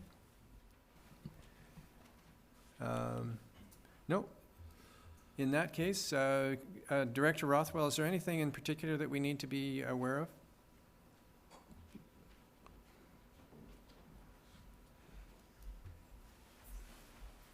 Mr. Mayor, there were just a couple of changes. This replaces the month-to-month, or the lease agreement that we had prior with the RCMP for the detachment. We received a monthly stipend, and then every 6 months or so, the RCMP E-Division in Surrey would have to do this massive reconciliation with some other expenses. So what they've done is they've streamlined their system and made 2 payments, like one every 6 months instead of the monthly payment. So it works way better for them, and we're quite happy to go with a payment twice a year rather than monthly. It's sort of like your mortgage. It just is depressing how long it seems to be before it's finally gone. Well, in this case, we're getting the money, so. Okay, thank you. Councillor Sohi, are you prepared to make that motion? Yes, Mr. Mayor. The Council of the City of Port Alberni authorized the Mayor and Clerk to enter into occupancy agreement with the Royal Canadian Mounted Police for the detachment building at 4444 Morton Street for a 5-year period, effective January 1st, 2017, ending December 31st, 2021. Second, Mr. Mayor. Thank you. Any further discussion? All those in favor? Carried. Thank you very much. And current status report. Council, anybody wish to bring items up? Councillor McClellan? Sorry. Yes, Mr. Mayor. I got a couple here on the status report. In fact, quite a few. I thought we were going to have a quick meeting tonight. It seems to be dragging a bit, and that's okay. Number 3. I'm thinking that maybe, I've been looking over the status report for quite a few weeks, or different meetings, and we've had it, and there seems to be a lot of things on here that either we've done and it's still on, or maybe there's a problem we can't do it. Number 3, requesting community forest investigate. It says here we've forwarded the request to community forest, and we know that they are consistently watching how the rate of cut, and are trying to reduce it simply because we don't have the wood to cut. So I would suggest that if there's not another problem, that maybe we could look at taking that one off. And number 6, I'm just wondering, has anything ever come from this one? NAV Canada was causing problems to North Saanich. Is this something that we could be having a problem with, or is it something maybe the regional district have to be worried about? But has anyone found anything out about what the implications could be? CEO? Mr. Mayor, for starters, Councillor McClellan is correct that we're going to have a meeting now scheduled for December 12th, that where council will go over the entire status report, and you can make decisions on changing priorities and deleting items and that sort of thing, adding items. On number 6, there's been no action taken to date on that. Okay, and I'm just noticing that number 7, we got something on November 16th. Is that's still coming for adjudication system for bylaw? Yes, Mr. Mayor, we are targeting November to bring forward the bylaw for council's consideration. We're doing a lot of work behind the scenes to prepare all the guides and all the paperwork that's going to be required to go with that, but we're getting close. Okay, thank you. And number 16, Mr. Mayor, it kind of confuses me a little bit. It's been on since January. Develop and bring to FCDC, CDC, a community garden implementation policy. And I think this FSCDC is the Food and Security and whatever committee. Climate something or another. Disruption. Where did they get that name? Anyway, I would recommend that we revert this back to the Climate, et cetera, committee and ask them to come to us with what they think is. I don't think our staff should be looking at how to do this. I think they've got the ideas and they're the people. Just a suggestion, Mr. Mayor. Okay. And I'm curious where number 19 is for the Sprout program. Are we still doing that? Are we canceling it because of some problems? Or I thought it was a great idea in concept, but it may not work in practice. Mr. Deacon? Mr. Mayor, at one of the previous council meetings, I indicated that the ball was in Kevin's court. I do need, and I suggested that he was too busy to have attended to that. I looked back at my text and email exchanges with him around the program, and they ended somewhere around the end of April.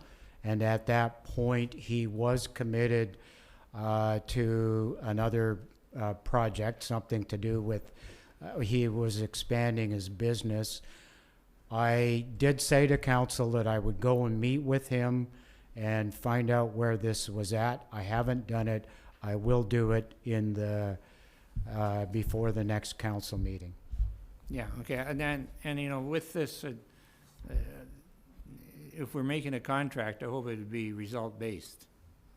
That Right. if we get some, then we give the commission to someone who got to work on it better than hiring someone just to look for it. Very good. Thank you. Anything else, Councillor McClement?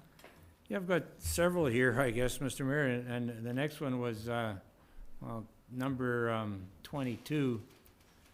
And I'm looking at number 22 and 25, and if we're going to be revamping the status, I think they're about the same, and I don't understand everything that's worded in the number 22 one, but they look about the same to me, and I probably could get away with one.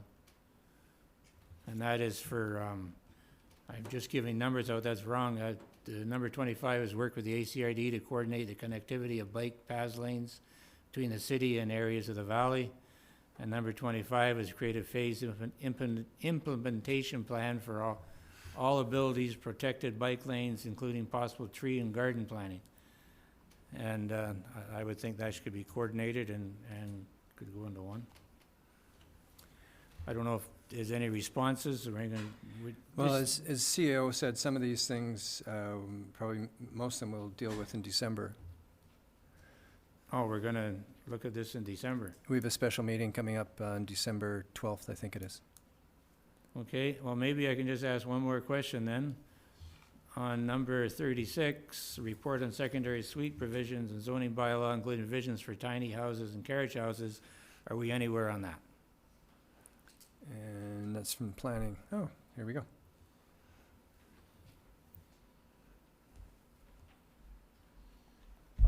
I have done some preliminary research on that, but council has set higher priorities for me on this list. So it's not, it's not on the top of my list to do at this stage.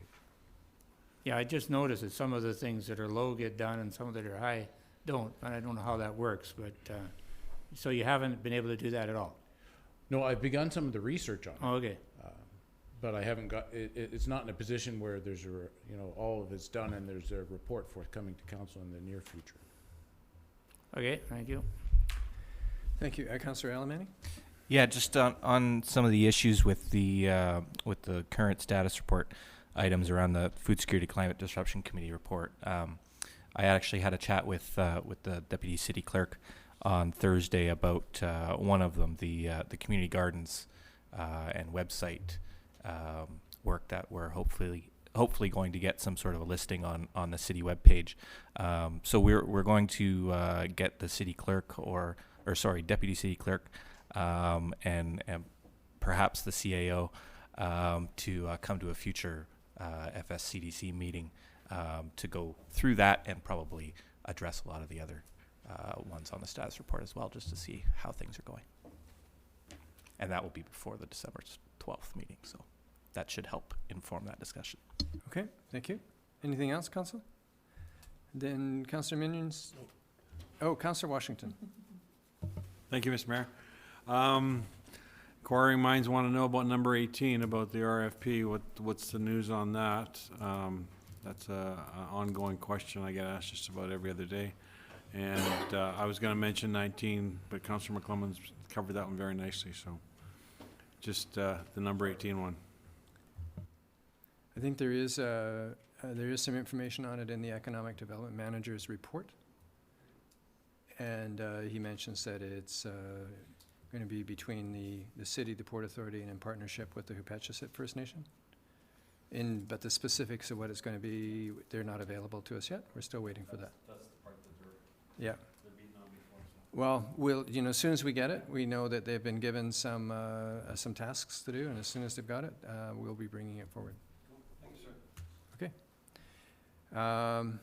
So, Councillor Minions, do you want to move receipt of that report? Move receipt of the status report. Seconder? Second, Mr. Mayor. All those in favor? Carried. Thank you. And Inspector Hunter, RCMP Department, Detachment. Welcome. Thank you, Your Worship, Council, for having me here this evening. I'm going to present some activities in the last quarter, which is July, August, and September, and comparing previous years to that. When we get to the statistical part of my report, I've changed it a little bit from last time as well. I had a high and low range and had some statistics and standard deviations. I kept it simple, and I've just put all 5 years in there so you can see for yourself how we're doing in the last 5 years. From my perspective, it was a great summer that we had here in the community.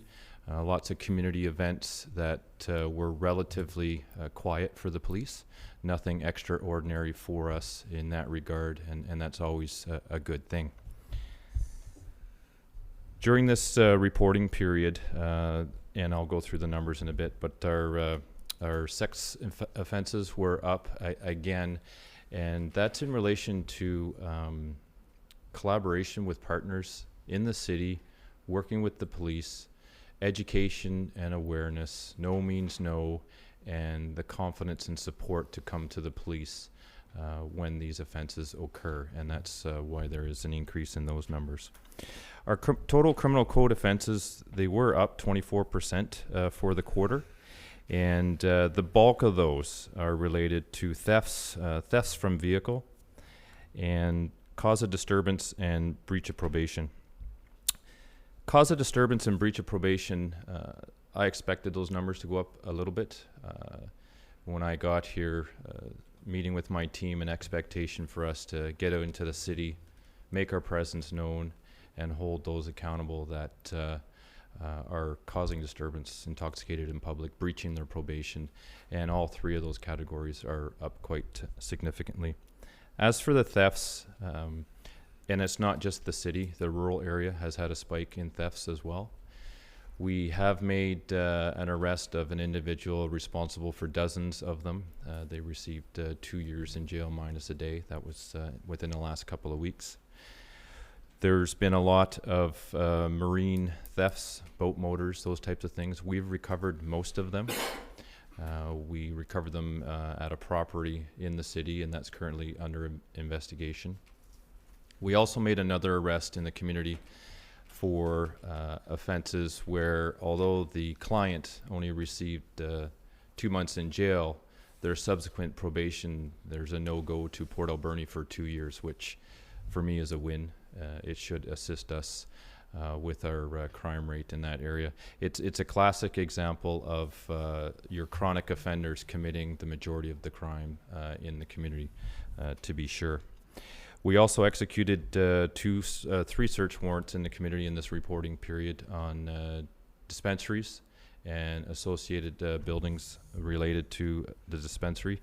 A lot of marijuana derivatives, drugs, cash, and a couple of prohibited weapons were seized.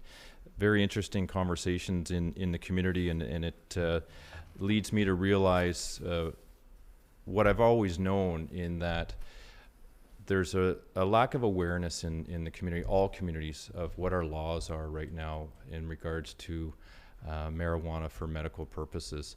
And it's understandable. Things have changed a lot with various court decisions, and we've gone from the medical marijuana access regulation to the medical marijuana purposes regulation, and now to the cannabis access regulation. And to be clear to the community, marijuana dispensaries are not legal operations.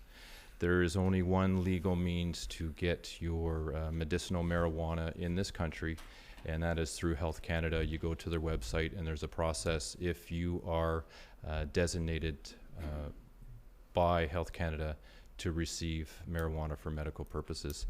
And I don't want to get too much into it. There was a lot of discussion that our actions were in relation to permits not being in existence for businesses and regulations. It has nothing to do with that. My operations deal with illegal activities in the community, and it's not relevant how they're regulated within the city. They're not mixed, and they're not correlated at all.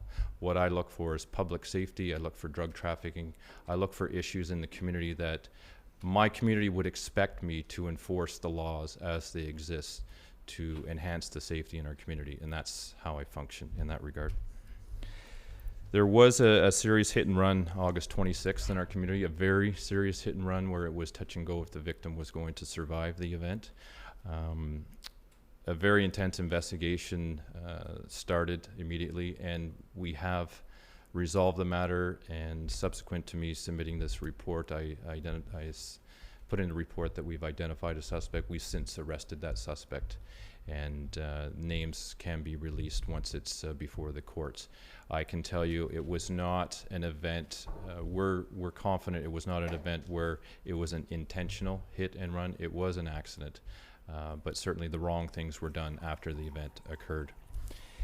And I just want to share two more things with you before I get into the numbers. The detachment is in possession for all of our members now, naloxone. You may have heard the term Narcan. I'm here to tell you that fentanyl is in the community. We've had deaths in our community from fentanyl. And this is an application that emergency services can use on people that are in a state of overdose to temporarily reverse the effects. It's a nasal application that we have, and it's both for self-care. Fentanyl is very, very, very dangerous. You can die just with exposure through the skin or certainly breathing in the drugs. So as members, it's a high-risk job that we have, and we need to protect ourselves to save each other, and also the opportunity if we're out there and somebody is writhing in the effects of a fentanyl overdose, we can help make the outcome better for them. And as well, I just want to advise that I am hosting the Detachment Commanders Conference for Vancouver Island. All the detachment commanders up and down the island will be meeting here in Port Alberni December 7th, 8th, and 9th. I'll be hosting them here for that event, and I think it's great for the city and for myself, and get some networking with the commanders coming here, and I'm certainly looking forward to that. I would like to briefly go through the numbers real quickly. And as I stated, I've put out there all 5 years, so there's no discussing what the highs and lows mean. They're all there for the past 5 years for this quarter. And the last meeting, Councillor Sauvé asked about offences involving alcohol. And overall, the criminal code offences, it's about 30%. I can tell you that the other criminal code offense, which is your breaches, which is your cause disturbance, the alcohol level in there is higher, and our the violent crimes, it's between 40 and 50% alcohol involved. So real quickly, I'll go through the numbers, and I'm just going to go through 2015 to 2016. Our total calls for service, this is just in the city of Port Alberni, and these are just reported calls. 2,351 to 2,513. Our violent crime for the period remains similar to previous years, 102 to 106. Our property crime, you can see from 233 to 281, and I'll break these down in a moment. Other criminal code, there's a large spike there, 166 to 229, and you'll see that that's causing a disturbance, breach of probation offenses that we're holding people accountable for. Drug offenses from 16 to 27, and that brings our total criminal code from 517 to 643. And as you can see, that's for the quarter the highest that we've been in the last 5 years. I put in there criminal traffic, and the majority of that is impaired driving. We went from 47 to 35. So real quickly, our assaults from 52 down to 41. And I put in there, I separated assault, and there's a classification, assault with a weapon or bodily harm. It's a very serious assault, from 12, and it remained at 12. Harassment from 10 up to 13. Robbery remained at 2. And there's the sex offenses from 4 up to 12, and I explained our collaboration in the city, working with our partners. I'm not at all concerned with that number going up. In fact, it means that we're working with the community and helping these folks come forward to face their culprits out there and hold them accountable. Uttering threats from 14 up to 22. And as I've stated before, uttering threats, social media is a real nice venue for people to threaten other people, be it Facebook, Twitter, text messaging, those types of things. I've separated domestic violence in our assaults, and these are not in addition to the assaults. These are contained within our assault and assault causing, from 30 down to 25. Real quickly through the property crime, auto theft from 3 up to 4. Bike theft from 11 to 12. Break and enter to businesses, it increased from 4 to 7. Residential break and enters from 10 to 12. Break and enter in other, and that'd be sheds and compounds, those types of things, was at 6. Mischief to property was down from 97 to 89. And there you see the theft from 39 up to 61, which is a large spike. And we're talking 5 people creating this issue in our community, and certainly we've held a few of them accountable, and we're working with neighboring detachments, and not just neighboring, all up and down the island. These chronic offenders, when they're in our community, I need to know about it. And we certainly found out about one that moved here from Camel River, and the ball was dropped letting us know they were here, and we soon found out the correlation of their arrival and some crimes that were happening, and we've since dealt with that. Possession of stolen property from 7 to 6. Shoplifting from 18 up to 26. A lot of that has to do with enhanced store security folks as well in the community. Our retailers lose a lot of money. Cumulatively in the community of all of them, we're talking hundreds of thousands of dollars a year they lose to both internal theft and shoplifting. It's not good. Theft from vehicle, 26 up to 34. You've heard me say it before. It's one of my crimes that really frustrates me. Members of the public leave their vehicles unlocked with valuables in plain sight, and we need to do better with minimizing the opportunity for those crimes. Now you see other criminal code caused disturbance went from 74 up to 121. That's a huge spike. That's out there dealing with these folks that belong in our bed for a few hours to sober up and behave, and not out in the public streets. Breach of probation from 25 up to 38. Breach of bail, which is a different document. They haven't gone to court yet, and we impose conditions on them to behave until they go to trial, from 33 to 32. I added one occurrence on this report that wasn't on the last one. I think it is important to share, and that is the provincial statute, the Liquor Control Licensing Act, the offense of being intoxicated in public, and you will see a correlation there that it has increased as well with our street enforcement from 75 up to 108. And real quickly, our collisions, we didn't have any fatal collisions for the reporting period. Our injury collisions were down from 18 down to 4, which is a great thing. We're doing something out there, working with our integrated road safety units coming into the community and showing a presence. And I like to believe that that has an effect of the safety of our roads. And then collisions that involve damage but not injury from 36 to 32. Thank you. Questions, Council? Then Councillor Sobe, do you want to move receipt of that report? Thank you, Mr. Mayor, that the quarterly report from the RCMP providing information about our departmental operations be received. Secretary? Second, Mr. Mayor. Hold it. And I do have just one question. Yep. At the start of your report, and this is probably not even important, but I'm just curious. You've got total calls for service. Now, does that is everything in here included in that, or the things like your breaches and that, is that something you just do and not a call for service? No, that's a great question, Your Worship. That is every single call that we receive at the detachment, all the way from how long should I cook a turkey in the oven to serious crimes happening in the community. So when I break down, and I say that because we do get that call, I break down in the next paragraph those are the crimes. So the total number of crimes for the reporting period is just 643, and our total calls that we received in the city is 2,513.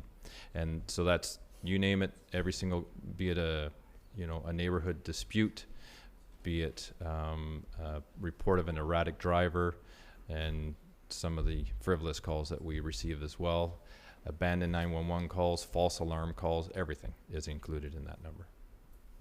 Okay, Councillor Sobey? Thank you, Mr. Mayor. Sorry about that turkey call, but it's 20 minutes I got to learn pound. how to cook. I just panicked, that's all. Pretty much, thank you for bringing up there's a lot of misconception information in the public about the dispensaries, that, being legal or not. I'm glad that you've spoken out as a department chief to explain that it is illegal. Being given a license by the city or not doesn't matter. So I just want to make sure that the media capture that and pass that information on to the public. I appreciate that. Thank you. Yeah, and Mr. Mayor, if I could just say, this is not about your local detachment depriving people of marijuana for medical purposes. I do believe it has a role in our society, and in hearing people, it helps people. Absolutely it does. This is just about maintaining public order in the community, maintaining the laws that we have. They're going to change. Yes, they are. And we will morph right into whatever they change into. And quite frankly, I'm looking forward to some more clarity in our laws in regards to the use of marijuana for medical purposes. And to be clear, Health Canada does not classify marijuana as medicine. They allow you to use marijuana for medical purposes. There is a big difference there. And how they will toil with that, I don't know. Okay, Councillor Alberni? Thank you, Mr. Mayor. Just a couple of things. It struck me that your calls for service were quite high, but the they hadn't actually changed a whole lot since 2012, but the actual criminal offenses were quite high compared to 2012. So is that an indication that sort of we're doing that, or you're doing that follow-up and starting to really zero in on the people that are causing those disturbances, or just to get an idea of how that works? Mr. Mayor, yes and no. Certainly the thefts, that is not because of what we're doing. In fact, if what we're doing, those thefts should go down. And those are a result of some people that came into our community during this reporting period. Our operations commander, I spoke with him, he's been here for quite a while, 2012, I believe. And it's property crime like he's never seen before. And clearly the numbers reflect that. We are looking at efficiencies at the office, and I am very excited to get this crime reduction rolling. We're dealing with a few staff shortages, just with transfers coming in and that type of thing.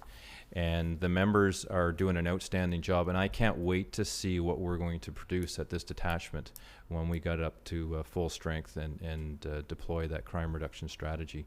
But the other offenses of just getting out there and our foot patrols and proactive patrols and holding those folks accountable that are causing issues in the streets, definitely those numbers are up because of that, for sure. Yeah, and I bring that up too, just on my own, in my own neighborhood.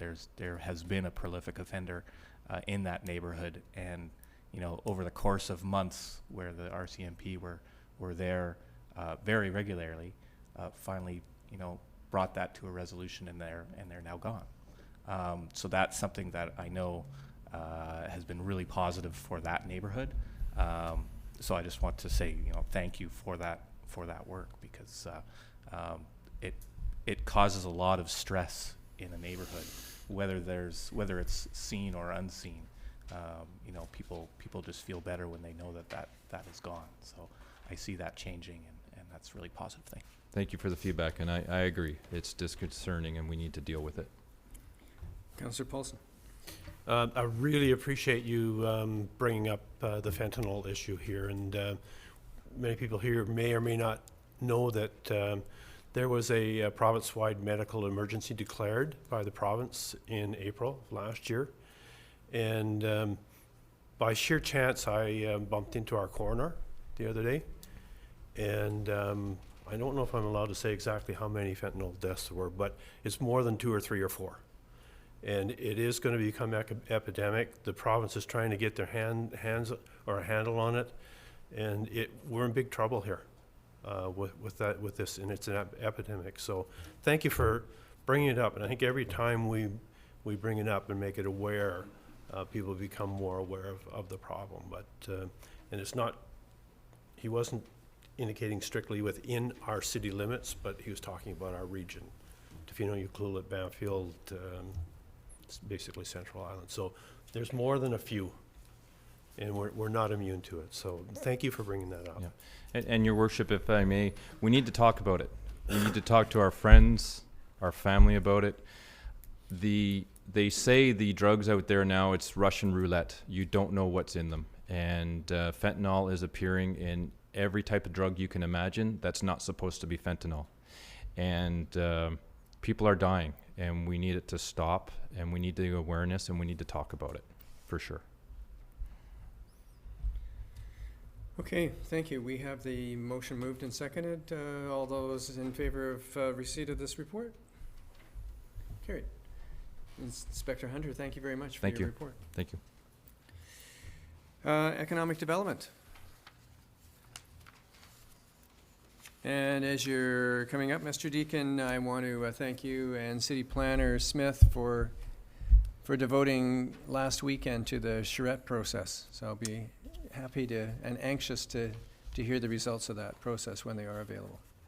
Thank you, Mr. Mayor. A summary report will be available in about a week's time, and a full report with some kind of broad ballpark cost estimates on some of the projects in about a month's time.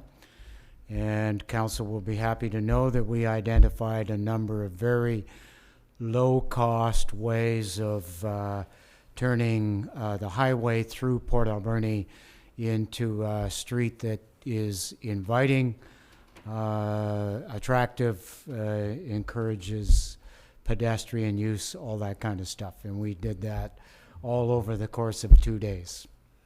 And thank you to the councillors that were able to devote some of their weekend to that. I would like to thank Scott and Kara from the planning department and Melissa from economic development, because they did the bulk of the city's work that was involved with that. Also like to thank the chamber for their contribution to the costs of the event. Yeah, it's a good process. All right. You have a report. Do you want to go through the report, or council, there may be questions? Not sure. Why don't you go through your report just as quickly as you're able to? Okay. I think there's only one thing I'd like to draw attention to, and that's because it's been referenced earlier tonight, and that's the population goal and the need for some kind of a dashboard monitor.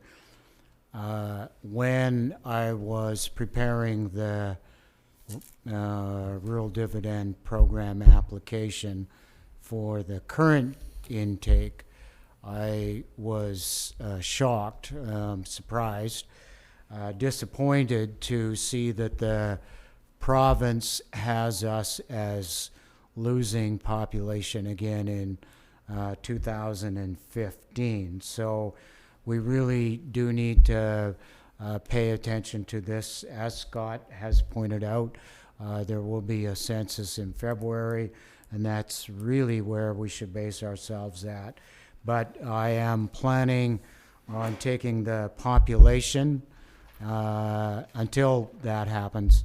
As of the last BC Stats figure, adding the number of new residents in the community as per Canada Post and/or BC driver's license, and plus the number of new students enrolled in school, plus the number of new babies as per island health statistics, minus the number of people that are moving out of the community as per the moving companies, U-Haul, that kind of thing, and minus the deaths as per island health statistics. I think the checks on our numbers could come from Welcome Wagon, and anecdotally, and then I would also like to see us reporting out on progress on specific initiatives adopted to increase the population. And of course, I'm open to other suggestions, either for data sources or for items on the monitor. We know that the statistics, the population statistics for 2016 census will come out in February. Yeah. And we also know that one of the great indicators is what happens in the school system, and for the first time in many years, the school population has reversed. And the population as well in the private schools has also continued to climb. So that's an indicator of something happening for us that appears to be headed towards growth. So we can take that perhaps as positive signs. Councillor Alberni? Thank you, Mr. Mayor. Just one, because I don't think I saw it on the report. Have you gotten any feedback yet about the commercials that you've been running in, that Port Alberni's been running in the media lately? Because I've heard some, and it's been extremely positive from folks in Victoria. They said, all of a sudden there's these Port Alberni commercials going on in Victoria. What is this? And they liked it, so it's a good thing. Good. I'm pleased to hear that. We've had really, really good feedback on the commercials from a variety of sources, and compliments for focusing on livability and lifestyle. So we are looking at a contest to introduce more of those, and ways of moving into winter activity. But yes, there has been really good feedback. Thank you. Okay, that's great. Councillor McClellan? Yeah, thank you very much, and thanks for the work you're doing.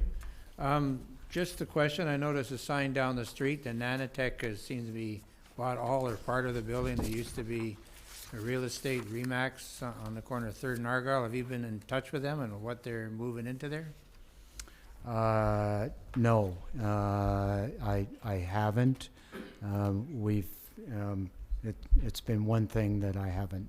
Just curious, intended to. I've talked to the owner, and he had a lot of very big ideas for what was coming, and I see he's now taken the first step and bought the building, so I'm looking forward to what he wants to do there.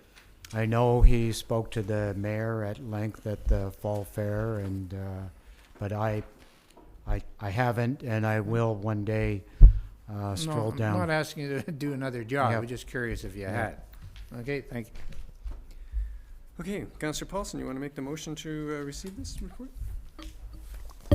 That the monthly report from the Economic Development Manager providing information about current departmental operations be received.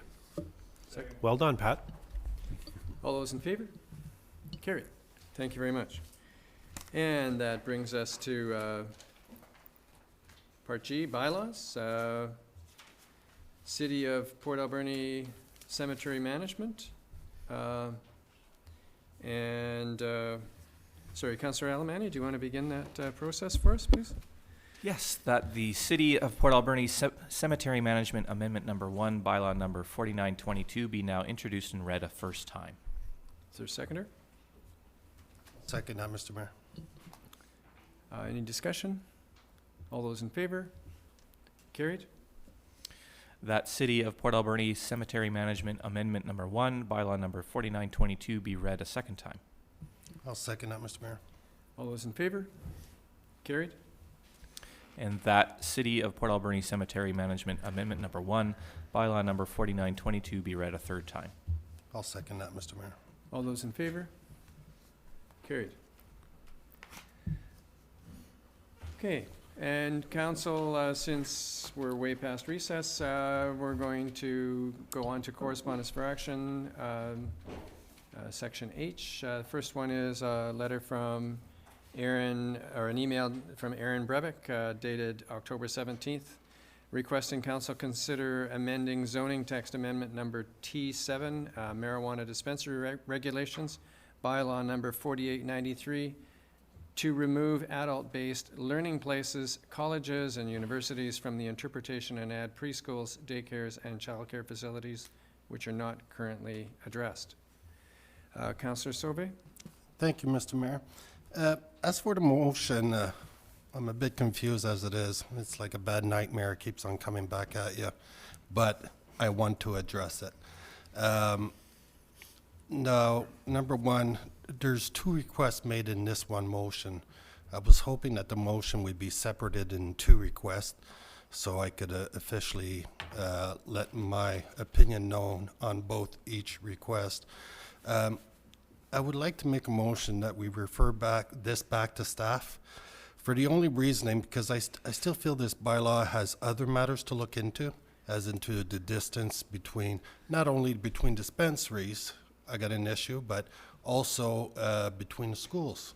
I just don't get it when the schools it's only, I believe, 300 meters and other dispensaries 1,000 meters. It doesn't click with me. Something doesn't make sense. Also, to address the issue of, I wanted to mention if returning this to staff, to the city planner, that he could also put in consideration the fact that not be within 1,000 meters or whatever distance he finds to be suitable after speaking with certain people on the addiction counseling facilities. And that wasn't mentioned in this, and I think it's a strong message to also address.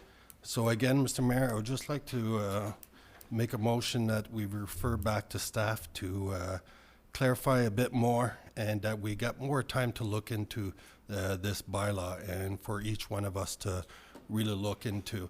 I've studied the process. I've studied how we decided who gets first application and so forth. And to be honest with you, I got different opinions now as into how the process was made.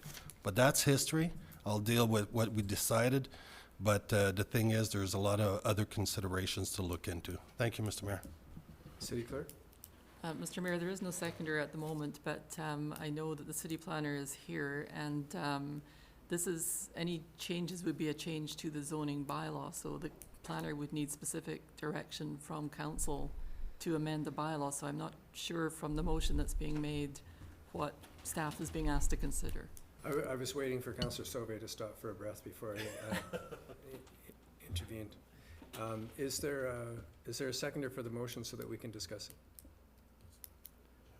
In that case, I'll second the motion because this gives us an opportunity to ask city planner any questions.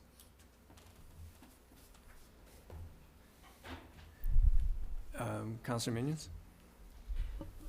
Thank you, Mr. Mayor. The opportunity to ask questions is great. My feeling was, and not seconding the motion, was feeling that I don't want to see us sending something back to staff if we're not intending to make changes. My opinion is that we haven't even really finished, I don't believe, and correct me if I'm wrong, we haven't finished implementing the business license bylaw, as we haven't licensed everybody that is in the process, I don't think. And until we're fully through that process and have given this some time to see how it plays out, I don't think we should be making substantial changes to it. So maybe an update on where we're at with the applicants currently. So the city's issued 2 business licenses to dispensaries, and we have 4 or 5 other applications that Some will be, you know, with the rules that are put in place, especially the 1,000 meter between dispensaries, once a license is issued, then some other applications are then denied and returned. So of those ones that are still pending, many of them will be impacted once the next license that is being currently processed is issued or not issued. We've received, probably about 15 or 16 applications. The vast majority have been returned and declined because of the 2 licenses that we've issued thus far. Okay, thank you. Councillor Alberni? Thank you, Mr. Mayor. Sort of echoing what Councillor Minion said, I think it'd be premature at this point to open it up again. I see in the proposed motion, to remove adult-based learning places. That's something actually that I had suggested while we were in the process earlier. So that's something I would be fine with looking at again. But I think last time we started the process in November and it ended around February after all of the public hearings and all that stuff that needs to happen. And if we were to do that again, we would be then butting up against the deadline that the government has given us, which they say will have new legislation by March. So I think in the main, it's probably just too early to get into looking at changing our bylaws when we haven't really seen how they're working so far. So I'd really like to leave as is now, and we'll see where we are in the spring. Okay, Councillor Paulson? I'm going to kind of echo what you're saying there. We've instituted a bylaw. The bylaw has been in effect for 6-8 months or something like that. There's 2 things. I would really like to give the bylaw a chance to see if it actually works or if it has any effect. And to me, I'm just not prepared to entertain any additions or changes or alterations probably till the spring, until we find out what the federal government is doing. I mean, it's so airy right now, and and for me, I would just like to receive this for information purposes, and we can consider it later in the year or next year or whatever. But with regards to adult-based learning places in colleges and universities, I have a fair amount of contact with, in particular, people at North Island College, and I know that they do not want to get dragged into this at all, but it goes absolutely contrary to their goals and values. So I think we need to protect them as well. So thank you. Okay, Councillor McClellan? Well, I didn't really have my hand up, Oh, but sorry, I I will thought I butt saw your into hand. the conversation.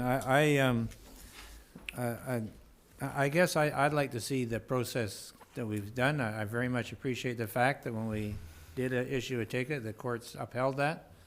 And I still think we should be doing that about 1 a day. For those, I know you're going to disagree with that, and that's fair. But, so we do need to have control. We've been talking in the budget process of downloading on the municipalities. Well, this is the biggest download I think we've had. When the federal government said, and the federal laws, as we've just heard, it makes marijuana illegal, and the provincial government gave all the dispensaries non-profit association license and registered them, and then they started cropping up because we didn't used to have business license for nonprofits, and we got caught into this jam. I think we did a fairly decent job of stopping the dam and hoping that things will straighten around. So thank you for what you've done, and just keep handing out tickets. Councillor Sauvé? Thank you, Mr. Mayor. I just want to add, and I really do understand where Councillor Minions is coming from, as into, this bylaw was put in place to control how many dispensaries are there. But actually what it has created, and especially with the 2 last RCMP interventions on 2 of them, that they reopened the very next day. So, it's a bylaw that we should have never been entertaining at all at this level of government, but that's for another day. I think it's a key time for us to actually do our research, sit back, and go through the guidelines of revision of that bylaw. Because I'll tell you right now, the bylaw is not working. There's more opening, and there's more people looking to opening some more in other regions of the city. And by playing around with the bylaw, it's going to really direct them exactly where to go. And I think we got this opportunity to deal with that. So I'll just leave it to that. Thank you. I know I personally was surprised that we hadn't made, it didn't even occur to me that we hadn't made some reference to daycares or early learning centers. And I didn't fully think about the 300 meters for the schools and where the potentials is for the location for dispensaries, particularly relative to ADSS, because there are a couple of places where there could be a dispensary that's actually right across the street from a daycare and be beyond the 300 meters. So that's an issue that I just hadn't even thought about. So I'm curious as to whether or not there are other potential locations that could cause a similar concern. Just a quick question. Scott, did you at one time, and correct me if I'm wrong, did you actually do up atop an aerial map that showed the 1,000 meter areas and also the 300 meters of all the schools? I seem to recall seeing something like that. We did a map when the Yeah. discussion was around the 300 meter buffer. Yeah. And then the 1,000 meter, you know, for instance, I think we showed when the current facilities that were open at the time. And we've kept that up to date with the ones that we've issued licenses to. And then we've also kind of have a tracking for ones where applications have been made to see, in order to be able to inform people who are inquiring, okay, yes, we have applications that will have an implication on a place that you might be considering putting in an application. So we do have that map. We've kept it relatively up to date. Come and visit you. I just need to have another peek at it. Okay. And it's often at a small scale. It's hard to read. It's because you're talking about a citywide thing. It's more effective on a screen or computer, so you can zoom in and look at particular sites. That's great. Thanks. Okay, Councillor Minions? Thank you. Just a quick comment. It might be helpful for you to forward that map if it's available to council, because I'd definitely be curious to see where the available areas are right now, if there are any, and where potential issues could come up. Well, if, for example, the JNL were turned into a drive-in dispensary, then it would fit. It would not be ideal. Okay. But they're within 1,000 meters of its licensed. And you can't use other uses. That's true. I'm No sorry. burgers. No burgers. Councillor Sauvé, then Councillor Alberni. Councillor Alberni. And sorry, but Councillor Alberni you'd ask a will be question the first. It's all good. Really quick, just if you could put it on the planning website whenever there's an update, maybe that a business license has been issued, then maybe you could just update the map on the website and we can all be directed there. That would be awesome. Okay, it's not something we typically have posted onto the city's website. The planning department doesn't have a website. You should. You deserve one. I don't Okay. have time for a website. Councillor Sauvé? Thank you, Mr. Mayor. Just one question. I remember the date that council approved how we're going to process with these applications. When the council made that decision, I got a two-part question. Number one, was there already a list compiled of people showing interest in having a dispensary? And number two, with the list being out, was it actually after the council meeting that we said first come, first serve, was there a public advertisement to say, hey, we're accepting applications and all that? We did not make a public advertisement about that. I mean, it was at a public council meeting where council did that. Prior to that, applications had been being received at the city, yes. I think that's a bit tangential from But what we we're didn't- talking about right here, though. We didn't advertise for these. Okay. On the motion, City Clerk, could you just review the motion for us, please? As I understand it, Mr. Mayor, it was to refer the issue to staff for a report clarifying issues in the bylaw, including distances between dispensaries and from schools. Okay, thank you. All those in favor of the motion? Opposed? Defeated. And now, would someone like to make the motion to receive this, this email? I'll make that motion, Mr. Mayor. Is there a seconder? Second, Mr. Mayor. All those in favor of receiving the email? Opposed? Carried. Thank you. Then, council, that brings us to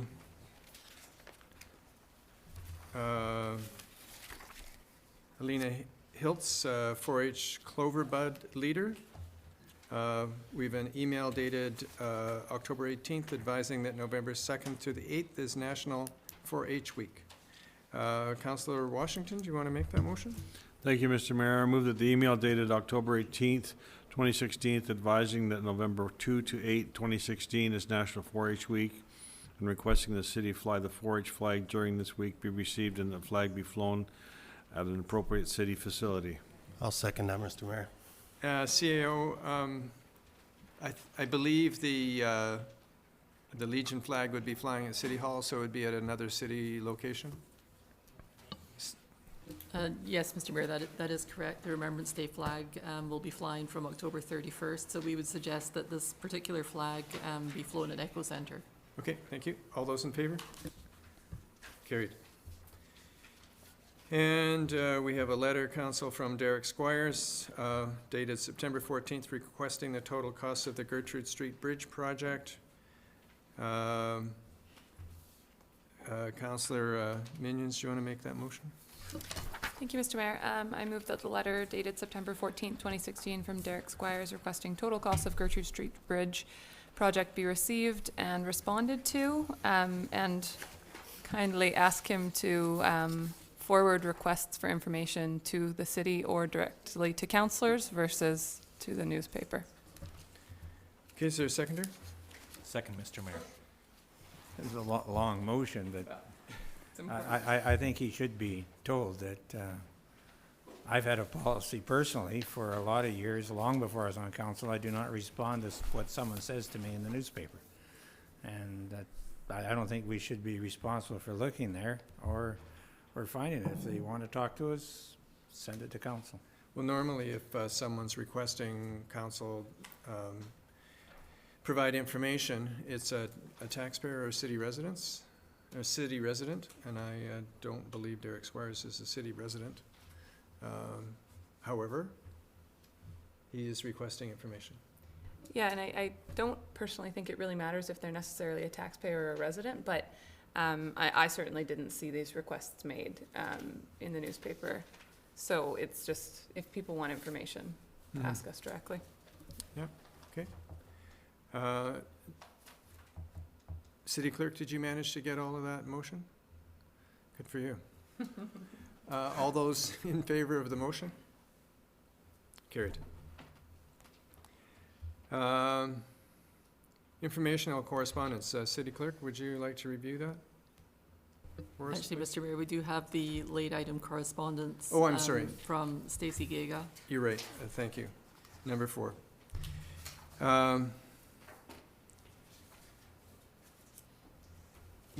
Council, we do have this this letter which was provided, and it was very much a late item. I don't know whether you've had a chance to review it, but City Clerk, perhaps you could just do a brief review of the letter for us, please. Mr. Mayor, so we've received a late item letter. It's in front of you on the colored paper, and from Stacey Gaga, a city resident.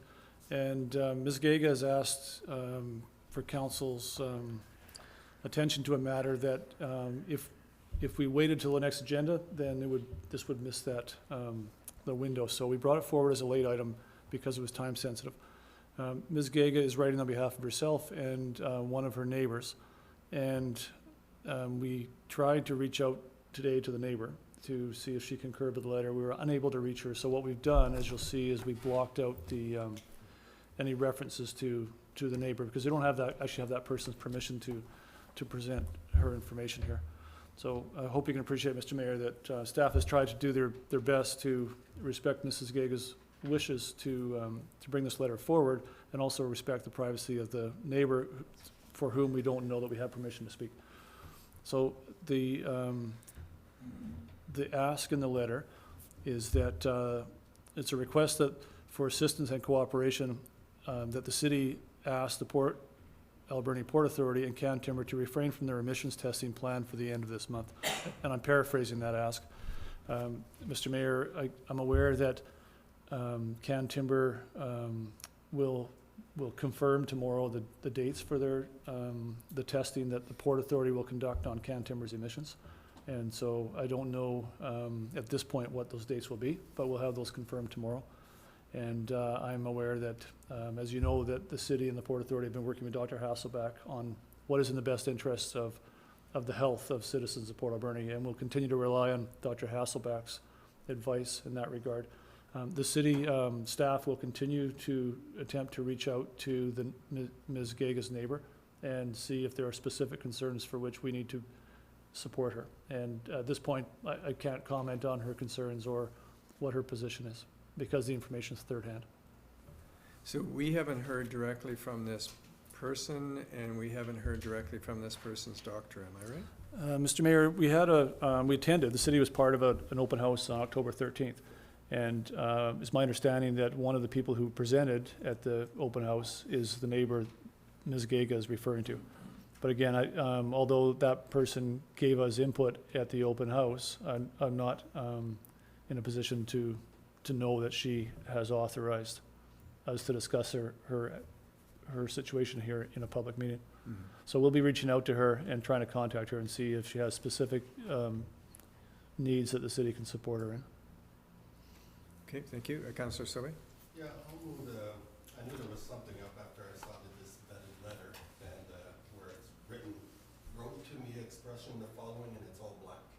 So I support that we accept the letter from our fellow taxpayer, and leave it to the CAO to just deal with the concerned neighbor.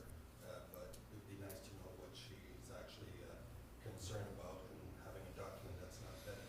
So I'll just move that we accept this letter here, and CAO to take further action if necessary. Okay, is there a seconder? I'll second that. Thank you. Any further discussion, Council? All those in, Councillor McLennan?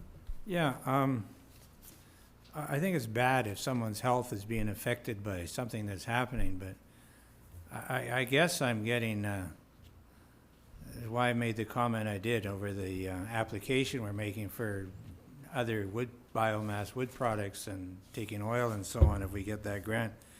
You know, we invited these people to town. We went and got them, and we asked them to come. We've been looking and begging for someone to come to this town long before I was on council to do something with wood products that's different. Now, something went wrong on this one for a day or two at least, and maybe for longer, but they have been trying. They've been working, they shut down, they've been investing their money. I don't know them personally at all, but I do appreciate it when someone wants to invest in our town and they come, and I think we as council particularly should be supportive of them. Yeah, we don't want anything happening to the health of our citizens, but at the same time, when they're working on it, let's give them a bit of leeway and a little bit of slack here. Just something I think is important to say, and maybe it's not popular, but that's the way it is. Councillor Sauvé? Thank you, Mr. Mayor. I totally agree with Councillor McLennan, but the thing is, when we got documented papers coming in with very alleged allegations and so forth, you know, it's still a concern, and we still need to report back to the taxpayers. It's simple as that. At least to show that we received the document, and at least to show that we're monitoring the issue. I do support Can Timber being in our community, but again, when public health and safety is an issue, it's any company in this community, we should address it. Thank you. Councillor Alamani. Thank you, Mr. Mayor. Just one point. I think it's very important that the most important thing to come out of the testing that Can Timber and the Port Authority are going to be doing, and Golder Associates, is that we're going to have some reliable data to work with. So we'll be able to correlate whether there's a health issue related to that operation or not. And I think, we're going to act responsibly as a city based on that information.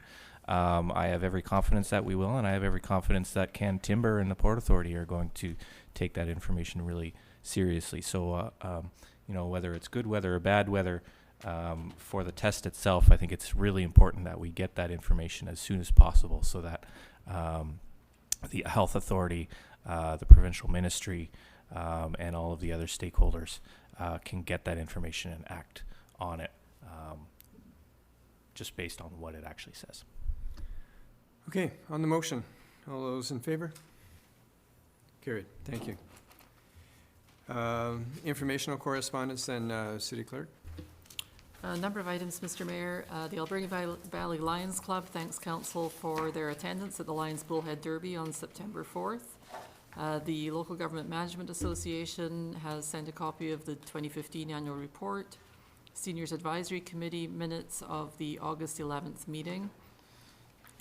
BC Timber Sales advises that members of the public are being invited to review and provide comment on the timber supply analysis report, and there is a link provided on the provincial website.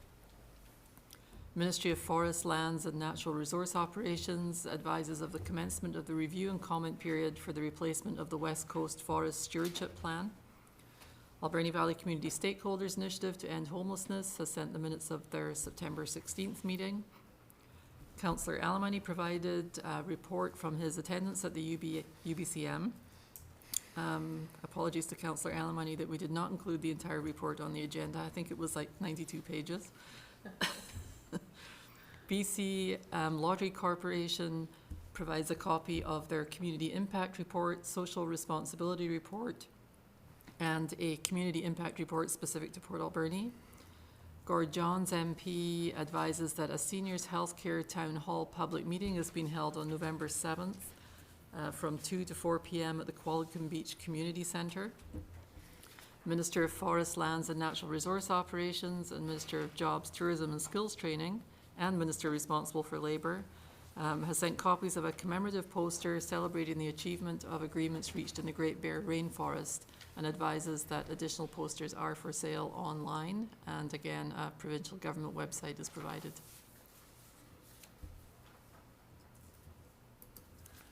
Okay. Thank you very much. Anything that Council would like to pull out of those? Councillor McLennan? Yeah, Mr. Mayor, number 4 and 5 particularly, I think definitely have a bearing on our area. And what I would like to do, I don't think we have a motion on the floor to accept them yet, but when that's done, I would like to move that we forward the information to the Community Forest Board and ask them if there is anything that in there that we can take advantage of, or that in relation to our community forests and in growing our community, our city ownership of forests. But I'll do that after we accept them. Okay. Then a motion to accept these letters would be in order. This correspondence. So moved, Mr. Mayor. Second, Mr. Mayor. All those in favor? Carried. And then that brings us, there is no report from in-camera because there wasn't an in-camera today. And brings us into council reports. First report is mine. Council, for your information, when I was absent at the last meeting, I was primarily in Ottawa, and then coming back a couple of meetings in Vancouver before returning home. The Ottawa, 2 principal meetings in Ottawa. The first one was as part of a delegation through the Port Authority, and the delegation consisted of myself, Councillor John Jack from the Huu-ay-aht First Nation, Zoran Kanizovic, CEO for the Port Authority, and Rhonda Johnson, who's a board member for the Port Authority. We participated in a meeting with senior staff of the Ministry of Transport, Ministry of Fisheries, Ministry of the Environment, and Ministry of Industry. And then by electronic participation, an amazing setup that the federal government has. We had senior bureaucrats or senior directors from the West Coast.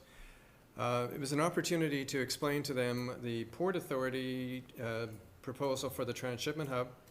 And it was frankly the first time that the senior ministry officials had this information about the transshipment hub. They had been getting contrary information that seemed not to be in the favor of the project, and by the time we finished, the meeting lasted probably a couple hours. They were feeling much more positive about it. They could see significant benefits to the region, to the province, and to the nation. And it's an amazing project that has tremendous potential for this region, but it also has, if it does come about, it would be transformational for this region, particularly for that area, the West Coast. Would lead to a highway, a paved highway out to Bamfield, and you can imagine the transformation that would happen as a result of that. Plus address lots and lots of issues around the efficiency of trade. So I won't go into all the details, but they suffice to say they were quite impressed with the proposal. And the second thing that I went to find out information on is the Buffalo Search and Rescue aircraft replacement project. And that decision, well, it's possible it's already made. It's supposed to be made by the end of 2016, at the latest January of 2017. It's a project that the federal government has been working on since 2004, and right now there are 3 contenders. Each one of them has Canadian partners. One is an Italian firm, one is Brazilian, and the other one is from Spain, based in Spain, but it's a consortium of European companies. And that particular company, which is Airbus, has one partner, and that's one Canadian partner, and that's Colson's. So if it does come about, since it's a $3 billion project, it has significant potential for this area.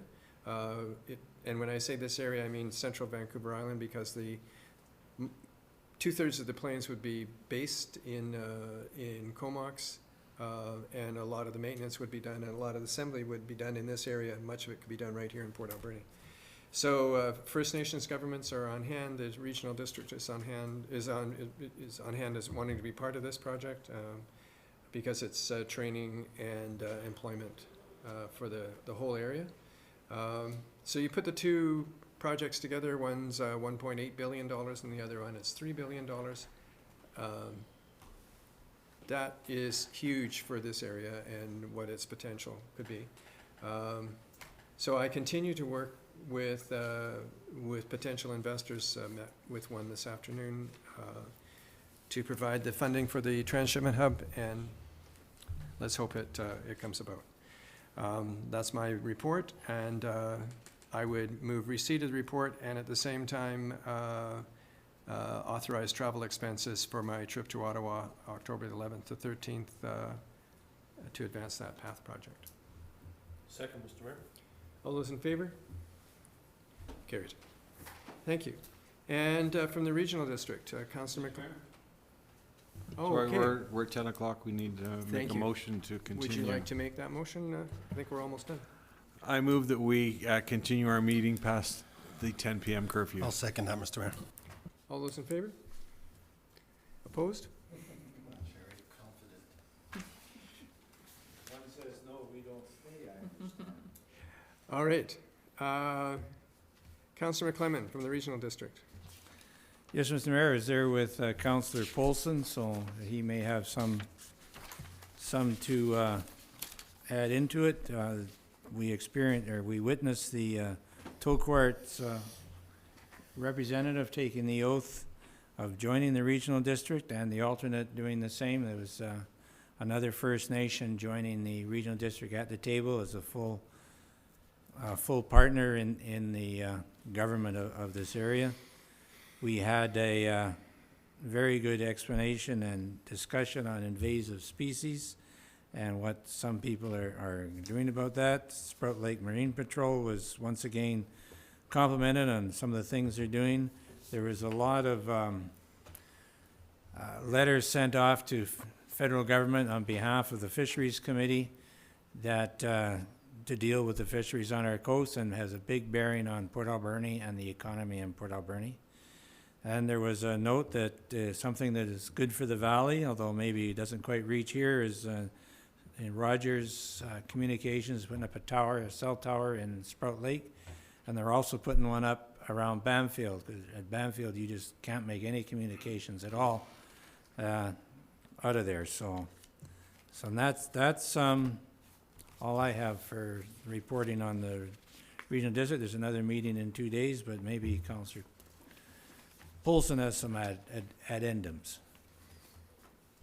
The only thing that I have to say is this brochure of invasive species, some of these invasive species, I thought they were decorative flowers, so now I know better. I'm Go get them. I'm engaged in, one of them actually is horrible because it'll destroy walls, sidewalks, pavement, and it is a problem. That's that one that's fake bamboo. Yeah, Anyway, I'll move acceptance of my speech. I'll second that, Mr. Mayor. All in favor? Carried. Thank you.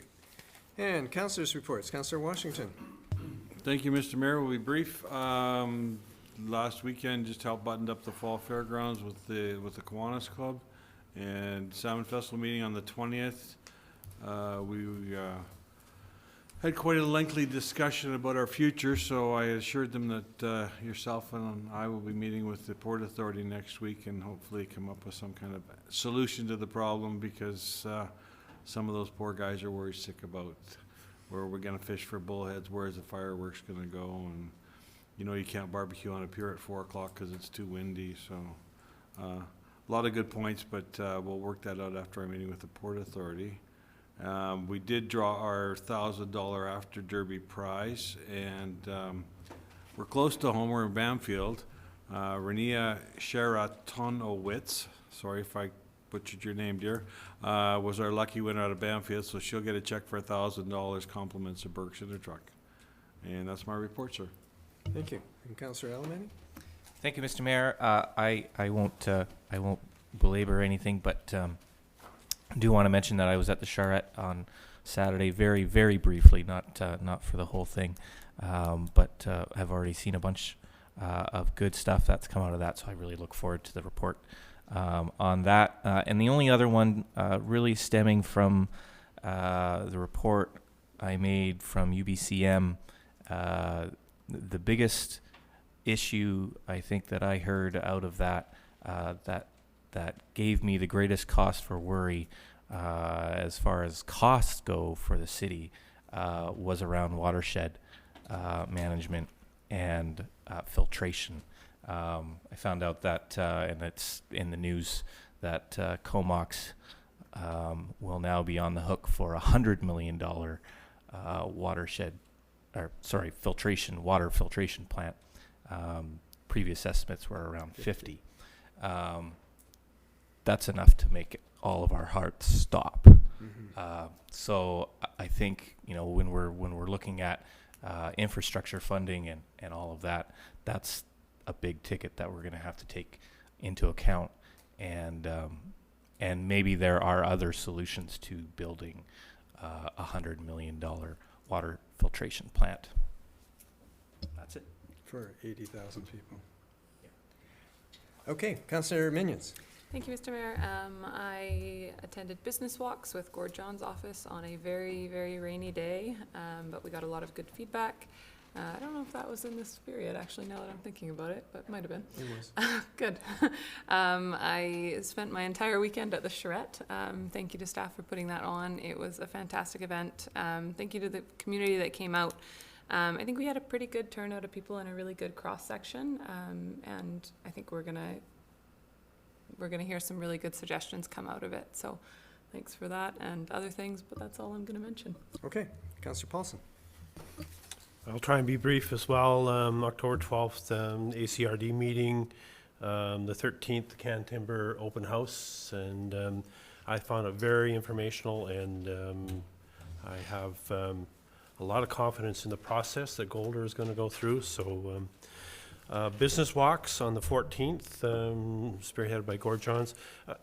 I just want to bring up one business that we went into, and one of the questions on the questionnaire, very brief questionnaire, was how is your business doing? Poor and failing, good and normal, or good and flourishing. And we stopped into the brick, and this has something to do with Pat's goal of increasing population.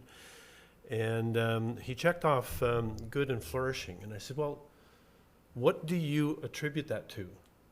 He says, Ron, right now the brick is entertaining 2 to 3 brand new families every week. Not every month, but every week, moving to the community that are buying furniture at the brick. And I think hopefully that's a harbinger of good things for our community. Did a couple of Shaw episodes for Alberni Thrive, I think it was. Mm-hmm. So did a couple of those, whether people listen to me or not. My wife doesn't. I had an advisory traffic committee meeting. We did interviews for fire chief, and the Johnson Road charrette. I think it's great. It's visionary. Lots of ideas. I know all of those things kind of get trimmed down, and you wind up with a vision. But it's neat because this community does have a vision, and it does have a vision for what we want to look like in the future. So it was a great process. 2 days well spent, I thought, and well handled. Thank you, Pat and staff. So thank you. Thank you. And Councillor Sauvé. Thank you, Mr. Mayor. I hope Councillor Paulson's wife is listening, so she could hear what he said. Just not to me. No.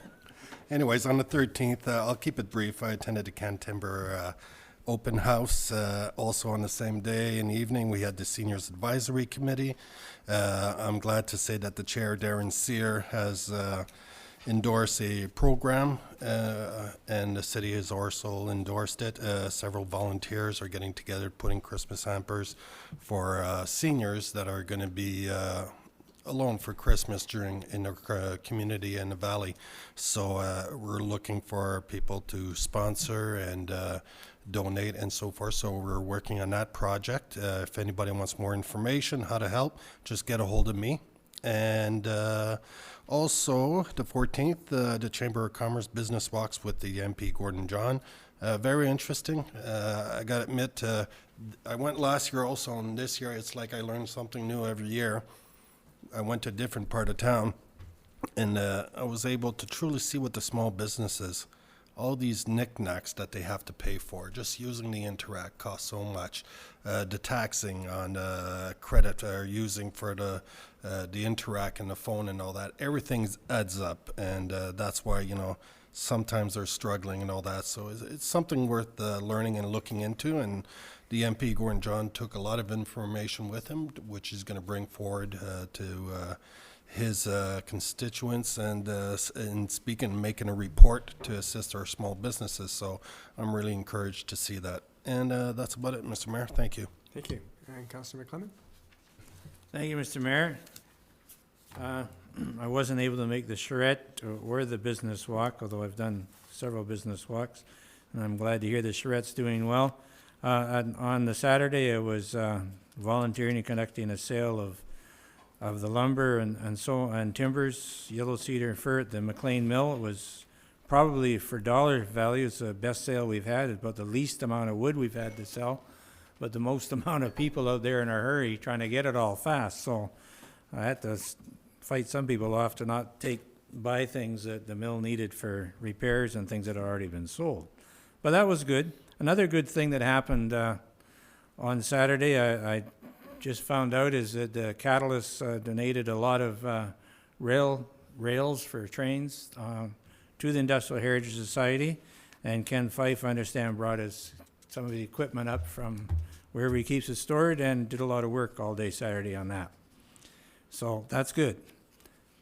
And I went to the Can Timber meeting, and I think that one other thing I did on Sunday is I went to my grandson's intercity soccer game for under 14s, and it's several cities that are involved, only 3 right now, but they do come to Port Alberni.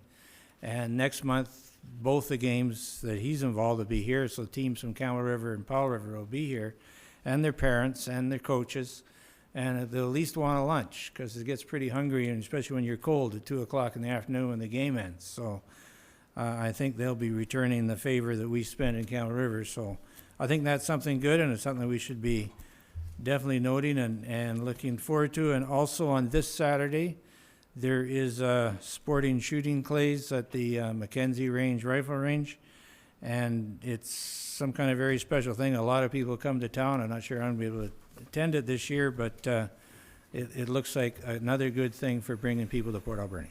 And that concludes my report. You want to move acceptance of the reports? I move acceptance of all these wonderful reports. And I'll second that, Mr. Mayor. All those in favor? Carried. And Council, I'd like to acknowledge the presence of Kat Slepian in our midst.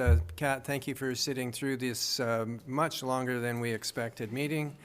Kat is moving on, moving back, heading back to her roots and continuing to work with Black Press. So congratulations, Kat, but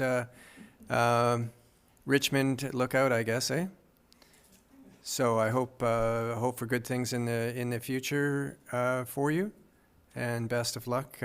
Thank you for the time that you did manage to spend in Port Alberni, and thank you for all your hard work spreading the good news about Port Alberni.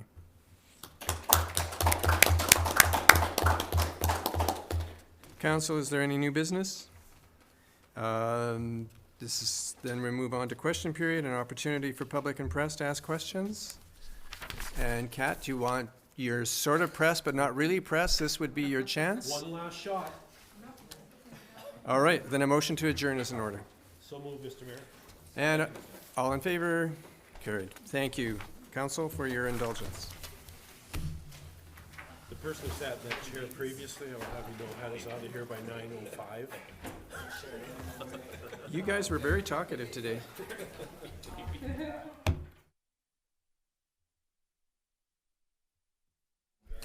Who knew? All it takes is one little thing on marijuana and we're gone for... We're just totally off the rails again.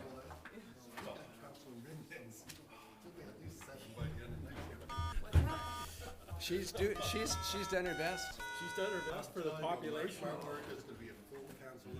I said